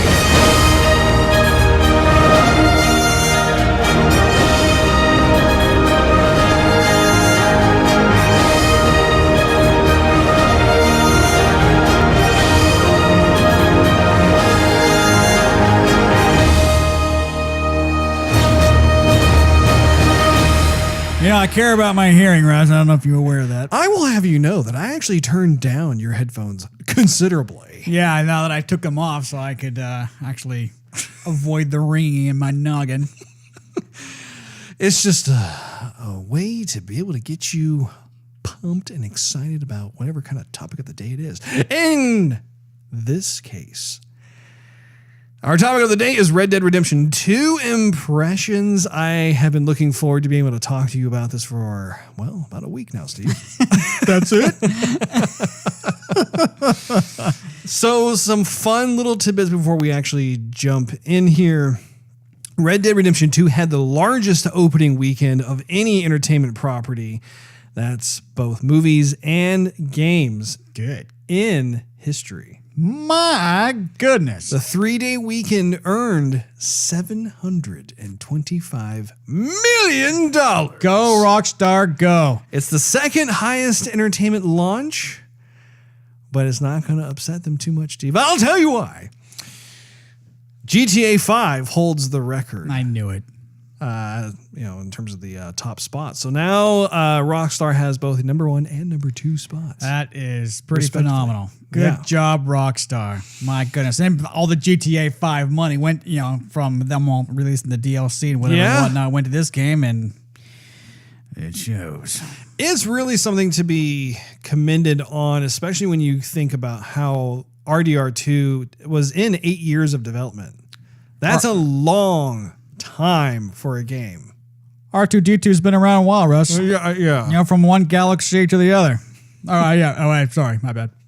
You were saying something? But it makes, to me, it's really cool how much support they've given GTA 5 in terms of the online feature. They've, to my understanding, have dropped a ton of content. And GTA 5 came out in 2013? 2014? I think it was 13. So it's been out probably for about 5 years, give or take, right around there. Yeah. I'm telling you, it is insane. I would love to be on a game project that had some sort of 8-year life cycle. Man, talk about some job security. Most of the time, games only have about 2 years of development before they get kicked out. And some of the ones that have a bit more time usually take about 4 years. And so, 8 years. And man, let's just get into it, Steve. Let's just go into it right now. Sure, Russ. So I want to hear from you, Steve. What's your high level impression of the game so far? It's a place I want to be, Russ. It's a place I want to return to. Which, for a game, that's exactly what you want, in my opinion. You want to unplug from the world and plug into where you relax and where you have fun and where you can forget about your stresses. Absolutely. Concerns, you know what I mean? And so, you asked me that question, but there's something I have to say, Russ, which was when you get the game and you load it up on your system and everyone's excited, you're excited, I'm excited. Are you excited? Because I'm excited. Yeah, you better get excited. Yeah. You're not as excited as I am. Anyway, you got yours loaded before me. Correct. And you go, and now it begins. I'm like, okay. And then mine was about 13% away from being done, and I started it up, and then I had this moment when I saw the Rockstar logo. I thought, here we go. I'm looking forward to this. And then the two slugs get loaded in there. And the whole thing, oh man. When the music starts to play with that picture, from opening opening. Yeah. Oh, good grief. And then when the game loads and it's showing you these old pictures that you would expect to see, like if you went into some saloon or something. Sure. You know, and kind of the process of how you would develop a picture back in the day, kind of the Ansel Adams approach. Yeah, yeah. And it does take a little bit to load, but we had just spoken about how long Soul Calibur 6 took to load and how we're just looking at a black screen. Then I see this and I forget about the loading times. I'm like, oh man, it looks so cool. It looks beautiful. Man, dude, this is a movie that you're playing, and this is top notch acting, like the talent that they have through and through. I mean, it's when I said I'm taking my time, I'm like hardly even pushing my horse to run. Like, I'm going slow, really slow. Yeah. I'm right there with you 100%. I think that this is a new milestone in the gaming experience, and I'm not very far at all. I'm still in chapter 2. Are you in chapter 2? I'm still in chapter 2. Yeah. I don't even know how many chapters there are, but I have friends who are already on chapter 4. But such a monumental achievement in game development. It's just crazy how fully realized this game is. And I've talked to several friends who are also playing the game. They echo our sentiment exactly. And it's crazy. I'm almost at a loss for words as to how to accurately describe it. But well, I know how to describe it. Early on, when they were releasing concept footage of it, it looks pretty darn close to the concept footage. It does. I mean, I can go ahead and say it outright. This is game of the year, easily. And that's, that's not to say that this year hasn't had a lot of other like just terrific games, because this year has been a phenomenal year in terms of games that have come out for the 3 systems.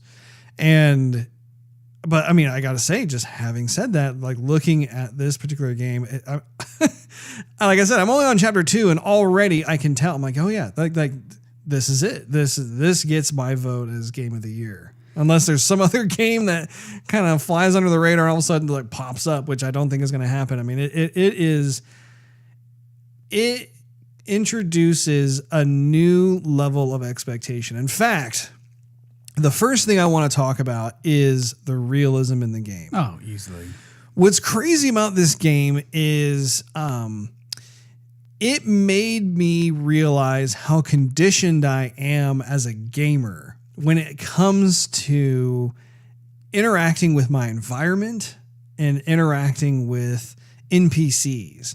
Because traditionally speaking in gaming, like if you're walking through an environment or you're trying to get from point A to point B or whatever, you'll kind of bump into the environment or you'll bump into NPCs, whatever. Nothing happens. I mean, you're literally trying to make your way to, like, I don't know, buy something at the store, or you have to talk to somebody or whatever, and you just don't think about it. And largely it has to do with the fact that like older games just didn't have the memory capacity or the processing power or just, the space on the disk or whatever it is to really be able to explore that. And for the very first time playing Red Dead Redemption 2, they have actually introduced consequences for doing those types of things. Like, case in point, I'm riding my horse into Valentine, which this is not a spoiler at all because it's the first town that you come to. And it's the first time I ride my horse in, and I'm doing what I always do. I'm just trying to get through. And I figured, in the past, like NPCs will just kind of run out of the way, or if I bump into them or whatever, nothing happens. So I'm not even running full tilt. I'm like trotting along, and I bump this guy. He had his back to me, and I think nothing of it. Well, he chases after me, and he's pissed, and he shoves me off my horse as I'm still riding it, and we go to fisticuffs in the mud. And I'm thinking, oh my gosh, what the heck?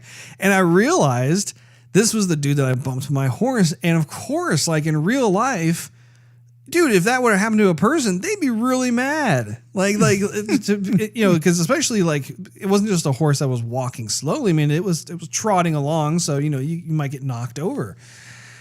So you had something like that happen. I mean, another instance was that I went through Valentine, and as I was going actually kind of at a jog with the horse to try and drop off I don't know, some dude that the sheriff wanted or whatever. Well, there's like sometimes you'll see like a dog or like a stray dog or something that kind of hangs out around the town. And this particular dog was running over and barking at the horse and myself as we were coming in. Again, I didn't pay any mind to it. I thought, oh, it's just kind of like this background fodder kind of stuff. I end up trampling the dog. I killed the dog. Nice, Russ. And the animation, it wasn't just, you know how like background assets, they tend to have kind of like crappy animations. Right. Like they put a little bit in there to give it like to kind of break up the static nature. But ultimately, if you look at it, you're like, yeah, it doesn't look that good. It looks awful. I'm saying this as a compliment, right. but I mean, just I felt it looked terrible. But I mean that in the best possible way. I felt awful. When I watched as this dog got caught up in the horse's hooves and got trampled, I mean, you could feel the dog's bones snapping. I mean, it was just awful. And on top of that, then all the people who live in the town of Valentine got upset at me. And for the longest time, I was having to deal with the repercussions of that because they had all witnessed me accidentally kill this dog. So again, these are just a couple examples of what I'm talking about that occurs on a much larger stage here, where you have this idea of consequence, that any kind of action that you do will have some level of reaction to it, and you'll have a gravity of consequence. And it's not just riding on a horse, but also like the decisions that you make, as well as like even as it applies to the environment. I mean, the environment will also have consequences depending on what it is that you're doing and that sort of thing. But I think that's one of the strongest aspects to the game is the realism from that standpoint. What are your thoughts? I'd have to concur, but and you know what? I'm probably gonna take some flack for this, but I have to mention it. So. As long as there's no spoilers, we don't want to like have like. This is not gonna. Well, this has nothing to do with the story. Okay, it's had part to do with the realism. Right? Okay. So the horse by itself, like the animations, because you always like were ripping on The Witcher because The Witcher only had like 2 animations for like walking and running, and that's about it. I didn't mind those animations. The one animation that drove me nuts was the horse's tail. Right. Yeah. Was like going sideways. I'm like, what the heck is like? Yeah. Everything else looked fine. So. The horse by itself has a ton of different animations to it where like, okay, it flicks its ears. Yeah. Sometimes it shakes its mane. Right. And growing up with animals, barnyard animals like you and I did. You were born in a barn. I was born in a trough. Yeah, you were not baby Jesus either. So, it could be a messy, dusty place. Sure. And little things that they do are like if your horse gets dirty and you pet your horse, you could see this little dust cloud that comes over your horse. Little dust plume. Or even like, and this is what I'm saying, they show the horse going to the bathroom. Uh-huh. And at first you're thinking, oh, why would they put that in the game? Dude, if you're around horses, cows, a lot of animals, they don't care. They're just going to go. That's just how it is. That's just how it is, that they just go. And you have something you have to get used to, and that's the life. Right. And the way they do it in the game, they don't make it a spectacle. They don't make it like a practical joke. Joke. They just like, yep, the horse has got to go. This is what would have happened. And that's, I don't know.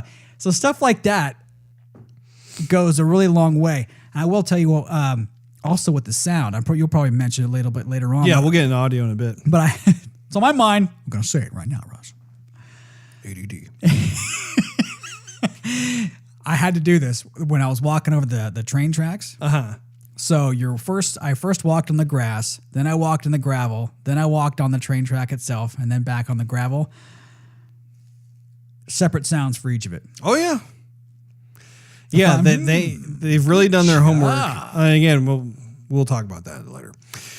But when it comes to like the realism side of things, I have actually seen some people complain online about it being too real. And I think that there is a bit of a separation between certain gamers where you have gamers that want that instant gratification. They just want to go in, they want to not have to think about as much stuff. But then you have other gamers who really have been searching for a while now for a game that actually is more intelligently designed in its approach, really, to the gaming experience. So like for instance, like you want a cup of coffee, well, you got to make the coffee in the game. You know, you can't just drink the coffee and that's it. The same thing applies to when you have food and that sort of thing. Like you've got to kill the animal, then you have to skin the animal, then you have to make a fire and cook the meat itself before you eat it. I mean, again, there is a certain population of the gamers that really do appreciate the thought process that has been implemented in, and really it plays nicely into this world that, I mean, this took place in the what was it, late 1800s? It was right before it was about to hit 1900, and it's amazing like how, I mean, you really had to know how to survive in that world back then. I mean, I think about today's world of convenience where like if I want to eat something, I just walk down to the store, I buy it and I eat it and whatever, without any kind of care in the world. I mean, back in the day, like if you felt like you wanted to have chicken, you had to find a chicken, you had to kill the chicken, you had to pluck the chicken, and then you had to cook the chicken meat itself. I mean, the whole process was there for you to do. It wasn't like you could go down to your local grocery store where everything was done for you, and they even heated it up for you. You could just take it home and start eating it like a rotisserie chicken or something. So a lot of that really, in my opinion, it adds a lot to the world in terms of just immersing me in it and just really feeling like a cowboy. You really feel it from the get-go too. Walking in the snow with the very very beginning of the game. I mean, I've seen some people online complain about the HDR, how it's not done right, and though I'm no expert, that's the best HDR I've seen so far. And you're not even playing on an Xbox One X. Right. You're playing on... It's interesting because your setup currently is you have a regular Xbox One and you have a 4K TV. So you do get a bump in the graphics, but it's not at the full maximum tilt. And of course with me, I don't have either. I got just an Xbox One. But I'm still just absolutely blown away by it. But I'm glad that you brought up the snow. So like when you first start the game, you are in the snow. From a creative storytelling standpoint, that is a brilliant move because we live in a world currently where it's very technologically advanced. We have all kinds of different things that enrich our lives, and we live a very comfortable lifestyle. And I think it's sometimes hard for people to be able to understand just what kind of lifestyle that it was to be a cowboy, to be an outlaw, or just to be someone like a miner or whatever it is, a blacksmith back in the day. From a visual standpoint, it was absolutely brilliant of Rockstar to start the game out in a blizzard, because essentially what it's doing, visually speaking, is it's wiping the slate clean. It's literally creating a blank canvas to start the story and to start the game. And that is fantastic, especially as you move along and you eventually get to see other vistas that are, not during the winter time, you're not in the snow, that sort of thing. And they dole that out to you. That is absolutely wonderful because it just helps to just act as like a reset button. And for a lot of people out there, it may not even register consciously, maybe more kind of like a subconscious thing, but that was the perfect way to start a game like this.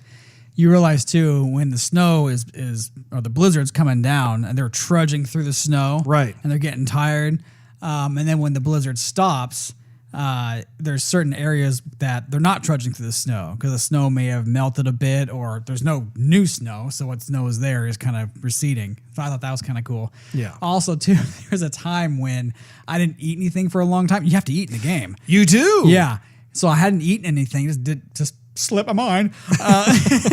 Well, again, you're conditioned as a gamer to not have to worry about those kind of things. Yeah, no one has an appetite in these games anymore, Russ. Anyway, so I hadn't eaten anything for a while, nor had I slept. And it had been like 2 days in the game, right? I'm like, what's wrong with my character? Because he started like hunching over and he wasn't like he looked like something was wrong, but you could just tell.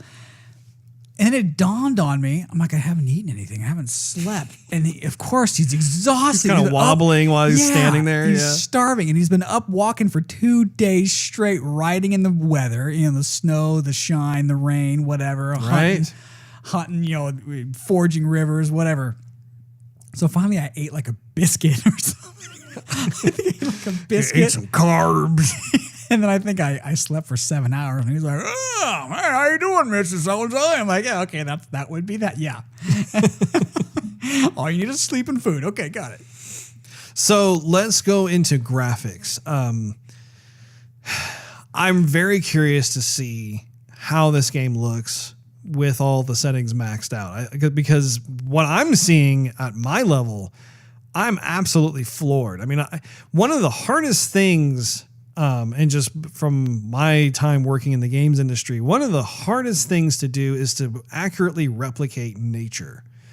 It's one thing if you have like a sci-fi game, like Mass Effect, for example, like you can realize kind of a sci-fi environment, or if it's a fantasy environment or whatever it is.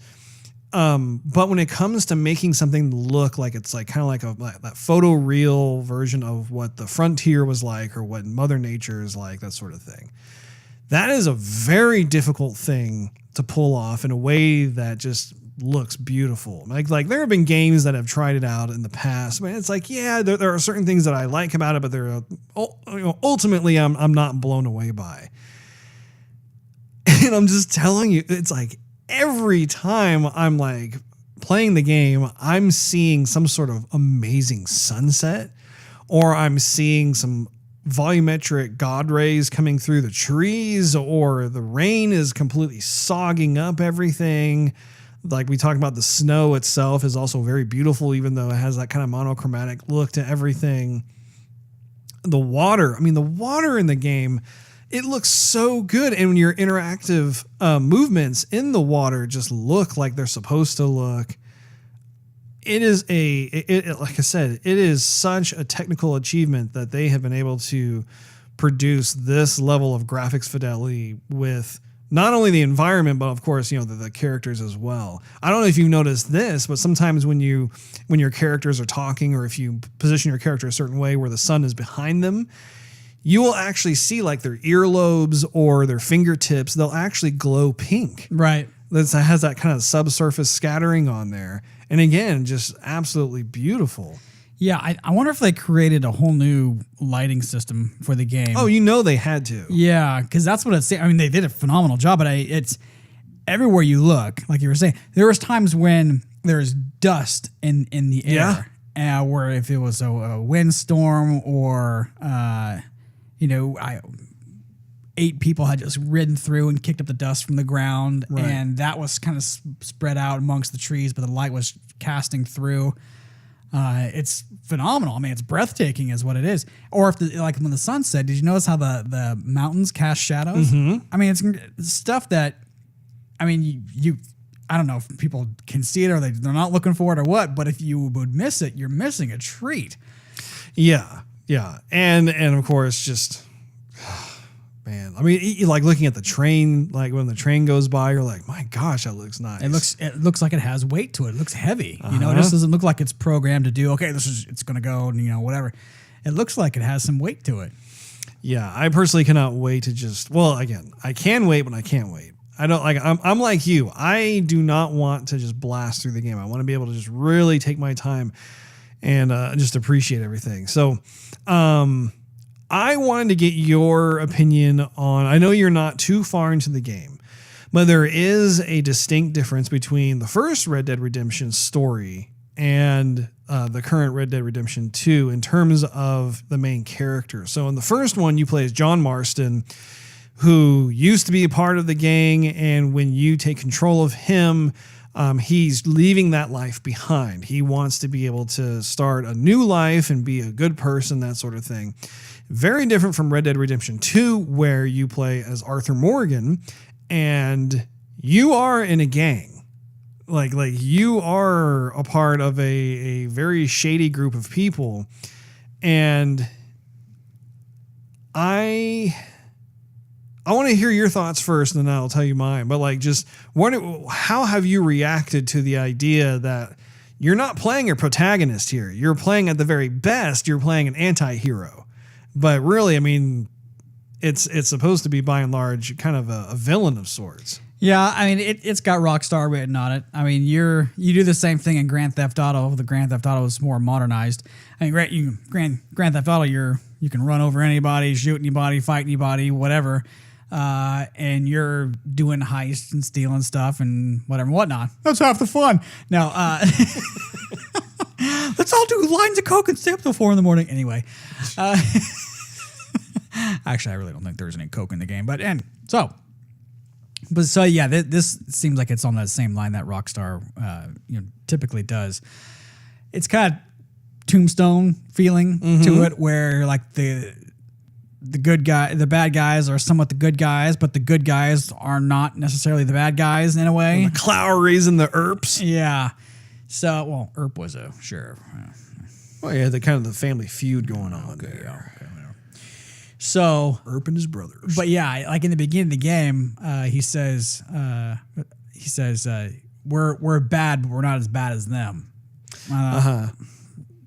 Is that supposed to make her feel safe? Or okay, it's definitely a conversation starter. Yeah, really. I'm like, what do you mean? I'm curious. So, would you care to elaborate on that? Yeah. No, I mean, I'm looking forward to see what happens, because it looks like they're trying to get back at the man, and they want to live the free life, but don't necessarily want to work for it, just want to steal for it. But they don't want to hurt any more people than they have to. I don't know.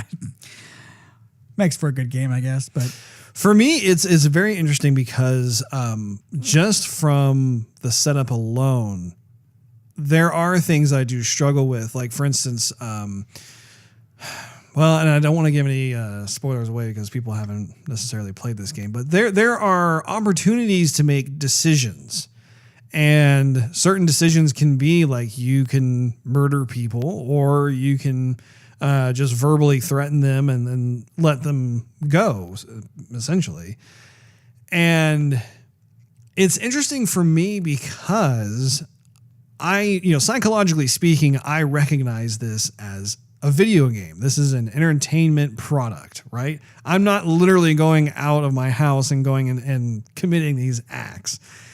And yet at the same time, as I'm playing the game, I'm also wanting to play kind of truthfully, like how would I handle these situations? Would I kill that person? But see, the problem though, and this is where it's a bit different for me, is that I'm not playing as a protagonist necessarily. However, I find myself trying to will the character to be a protagonist, simply because it is not in my personal DNA to commit these types of acts in my life. And that is projected into the game as I'm playing this character, which typically happens. I mean, regardless of what game I'm playing, I could play Witcher 3, for instance, and the decisions I make are largely based on just what my moral compass is. And so it's weird because, by and large, I mean, this is not John Marston's story. This is Arthur Morgan's story. But what is a bit of a curveball is that they've also included this gauge. It's almost like a karma gauge or something that, based on what kind of decisions you make, it will slide more toward the good or slide more toward the bad. Almost like if you had like a devil angel and a good angel on your shoulders or something like that. I don't know how that's going to play out ultimately, but it definitely adds a layer of complexity to just the character I'm playing and the decisions I'm making. Didn't they have the same kind of decisions in the first Red Dead Redemption? Not as extreme. Like, they did have decisions that you'd have to make throughout the the course of the story, but this one is far more. This one's far more direct in terms of like you have Dutch, who is basically giving you the options. You can either do this or you can do that. What do you want to do? By the way, is it me or does Dutch sound like Jeff Bridges? A little bit. Yeah, definitely a little bit.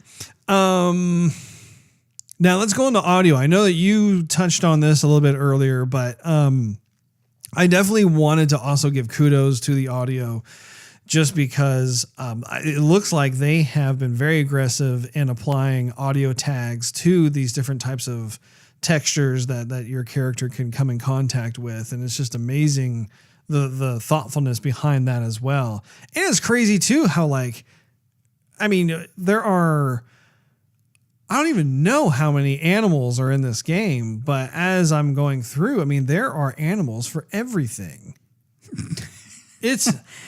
Or no, I'm sorry, not animals, but there are sounds for each of these animals. Well, of course. Well, I found a moose and it sounded like a sheep. I don't know what happened there. Well, so typically in a game, you don't really have, if you stop and think about it, you don't really see all that many animals. You'll see, maybe a couple different bird classes and I don't know, maybe a horse or something but really that's it. This game has a complete catalog of animals, so much so that they actually even have I don't know, you've probably seen this feature because it gets introduced to you early on, but you have some kind of book where you identify the different species of animals. You actually can inspect these animals as you come across them, and then they'll get added to this zoology book of sorts. But it plays into the idea that, hey, FYI, you like fish? Well, this game has literally 30 species of fish. And those fish don't make any noise except for those splashes. So it makes me wonder, okay, I know I've already come across multiple species of deer, as well as goats and cows and Turkeys, stuff. Yeah. They all have unique sound tags associated with that particular species. So again, those are just the animals. We're not even talking about all the other things like you're talking about, like the different types of surfaces you walk on, or the different voices that people have, the background noises and whatnot. What were you gonna say? The way the horse breathes. Oh man, I love it when you're going super fast and you hear the horse really panting. Well, you don't even have to do that. You just walk around your horse and you hear it just breathe, which that sounds funny, but in what other game do you walk around your horse and you hear it breathe? But if you're around your horse, they have, obviously the nose on the horse is pretty darn big. Yeah. And they breathe heavy. And the thing breathes heavy, and it doesn't breathe regularly because it's dusty and they've either been trotting or they're trying to blow something out of their nose, and so it's a little bit irregular. But it sounds real. Yeah. It sounds awesome. Yeah, especially if you have a decent setup in your place, like a 5.1 or 7.1, whatever it is that you have. It makes a lot of difference with a game like this. But the other day when we were twitching the game, when I had my earphones plugged into my controller and I was hearing everything. Oh, I bet. Sometimes you have to turn up the game if you have the other speakers, or even playing on TV, you really have to turn it up loud to hear everything. But I had that plugged right into my ears. I heard everything, every little rustle of a leaf, or if I was running too fast and something whipped me, or like a branch. Everything. What is your favorite aspect of the game, or what is your favorite part of the game? Part of the story? Anything. What is your favorite part of the game so far? I'm not talking about the story necessarily. It could be story itself, or it could be the graphics, it could be whatever, but just what has been the highlight so far, the highest of the highlight? Man, I would have to say that it's kind of a mix. I want to say the lighting system, because it's throughout the entire game, no matter where you are. If you're in town, different areas of the muddy streets are reflecting light. If you're near a creek or a riverbed, the light shining through the water, dancing on the rocks is different. If it's nighttime, if it's sunset, if it's sunrise, or if there's something that's in the air, dust, snow, whatever, it's a spectacle. And that's partly why I'm going as slow as I am, because I'm taking in all the scenery, which, it's all lit up and it has different effects over wherever you are in the game. And I don't want to go too fast because I think it's all beautiful. Yeah. What do you think of... you're not going to answer the... What about you? Oh, well, I wasn't sure if you were interested. Questions just about me or what? Really? I'd be more than happy to answer that there, Steve. I think that my favorite part of the game so far... it's difficult to really put into words, but I really, my favorite part about it is I love how seamlessly integrated everything is. So it feels like it's this living, breathing world. So anytime, like if I'm riding my horse and I come across some pedestrians or people doing whatever it is that they're doing in the world, there is this kind of procedural approach to things where it's just, by happenstance, I go by someone who's doing something or needs my help with something or whatever it is. And at the same time, there's also just like we talked about before, like just the order of operations, if you will, in terms of the realism of the game and the graphics and that sort of thing. But I think overall it's their mature approach to just what life is like or was like back in the day, living as a cowboy, so to speak. I think that type of vibe was flirted with in the first game, but it has come to roost in this game. Like they have, you see why this game is over 90 gigs. There's so much to this game. And we haven't even started the online component. The online feature will be live, I think, this month. I think later this month is when they're going to crank the servers on for that. And I don't know if I'm going to be ready for that at that point in time, but I will say that I am looking forward to trying that out, just because this is a world that I am going to look forward to spending a lot of time in. And that's saying something, considering the fact that, it is the great outdoors and that sort of thing. But I don't know. It's like my favorite thing about it is that they've been able to capture the spirit of it. And I think that's something that is not an easy thing to do. So, what do you think of the gameplay so far? I think it takes a little bit of getting used to. Rockstar has similar play mechanics both in GTA and in Red Dead Redemption, but it seems like the camera work, it takes some getting used to. It's not necessarily a bad thing, it's just different. It takes getting used to. The aiming I have to get used to, trying to get cover over something if I were in a firefight, or if I need to look a certain angle. And I don't know, it sounds kind of random in this day and age to say that, but it's a little bit quirky, but it just takes some getting used to. Otherwise,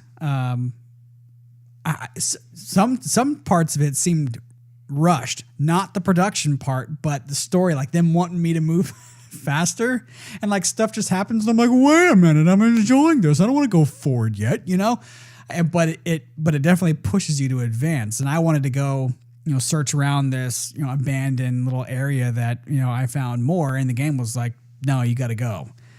I'm like, well, how am I going to remember where I am? I want to come back here. Yeah. So there's stuff like that. Like I said, it's not a bad thing per se, but because of who I am and what I want to do, it just takes a little bit of getting used to. Mm-hmm.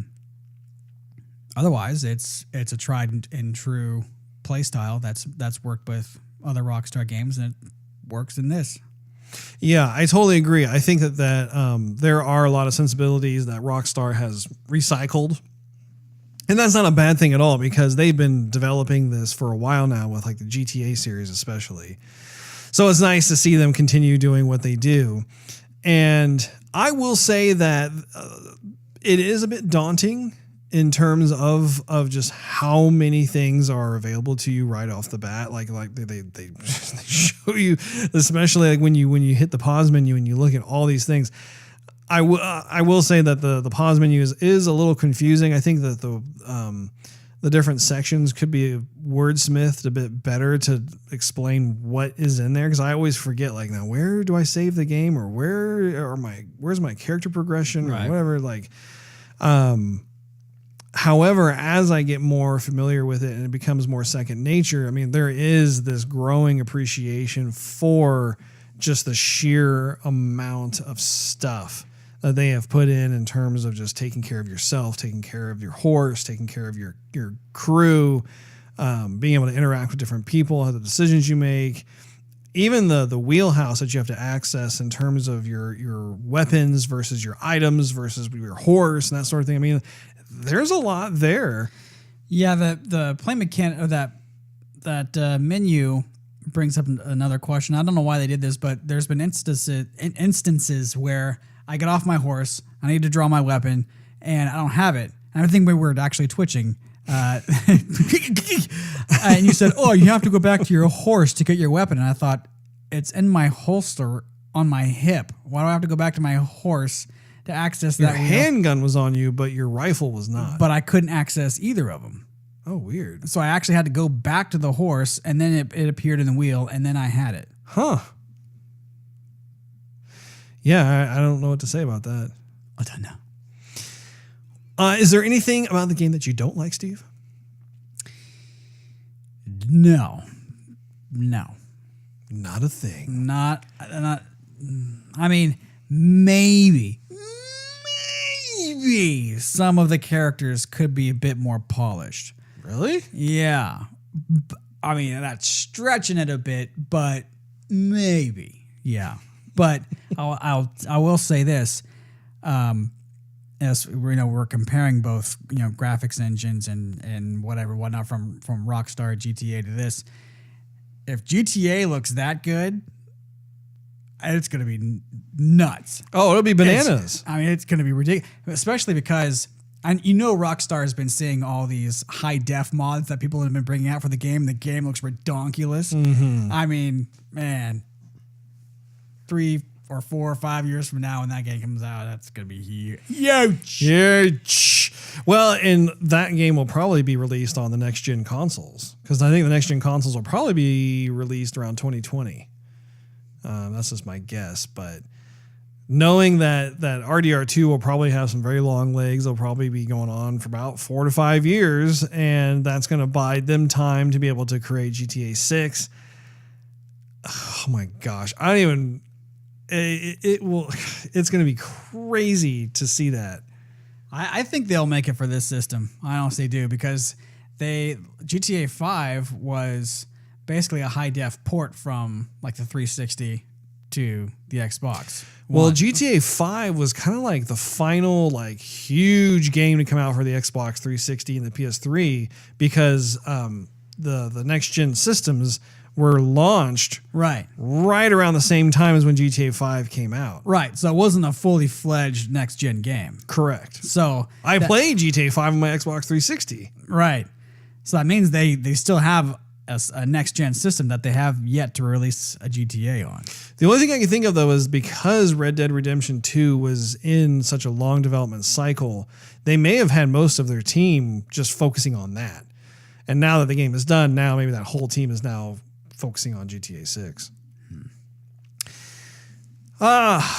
Man, do you have any final thoughts? Let's go back and play the game. Oh, yeah. That's a perfect thing to do. Yeah, I cannot wait to continue playing the game. I'm so happy to be back in the world of Red Dead Redemption. The first one was one of my it was in my top 5 games of all time. That are just, You know what else needs to be mentioned is all the dialogue in the game. There's a ton. I think I read somewhere there was like 500,000 lines of dialogue. I mean, there's a ton. And I mean, just sitting down playing poker with your mates.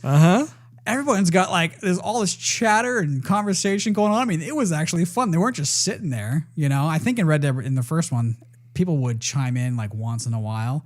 But nothing like this game. I played poker for like an hour just because everyone was conversing with each other. This is social. This is fun. I haven't tried that, but yeah, I haven't tried poker yet, and I haven't tried dominoes either. I did the dominoes. But what I have done is when it gets nighttime, when it gets night out, when it gets dark out, that's probably better. They start the fire, and then people sit down and they start telling campfire stories. Right. I have sat down and just listened to the stories. I haven't done that. Man, that is just as fun. So I would say for me, concluding thought would be just how cool it is that there's a title that really embraces kind of like more of a slow, realistic version of life, where I think the only kind of flack that I've read on the online forums, they must be from younger gamers that just don't have the patience for it. They want more of a faster paced game. But for someone like myself, it's like, man, this is great. Like just being able to really soak in everything and just enjoy the space. And it's very different too. Like I want to be able to distinguish, like Witcher 3 was even slower than Red Dead Redemption, in my opinion. I think that Witcher 3 was much more of a slow burner of a game where you're just like, man, this is a snail's pace. And it was intentionally done so.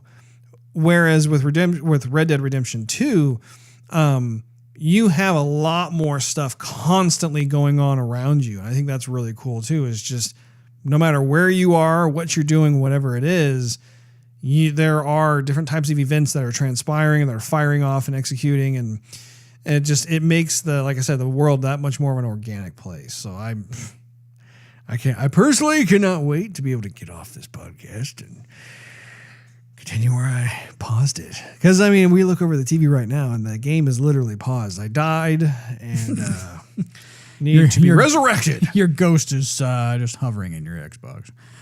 Yeah, exactly. Well, that wraps up this episode of Joygasm. Make sure you tune in next week. I want to thank all of you for hanging out with us. If you enjoyed this episode, we invite you to check out patreon.com/Joygasm for exclusive and early access to the show. Also, you can follow us on social media and YouTube. Just do a search for Joygasm TV. In addition to iTunes and Android, you can listen to our podcast on TuneIn Radio, Stitcher, Spotify, and SoundCloud.com/Joygasm TV. Last but certainly not least, search Joygasm TV on Twitch to see us stream our gaming adventures live every Wednesday night at 9:30 p.m. Central Time. We'll see you next week.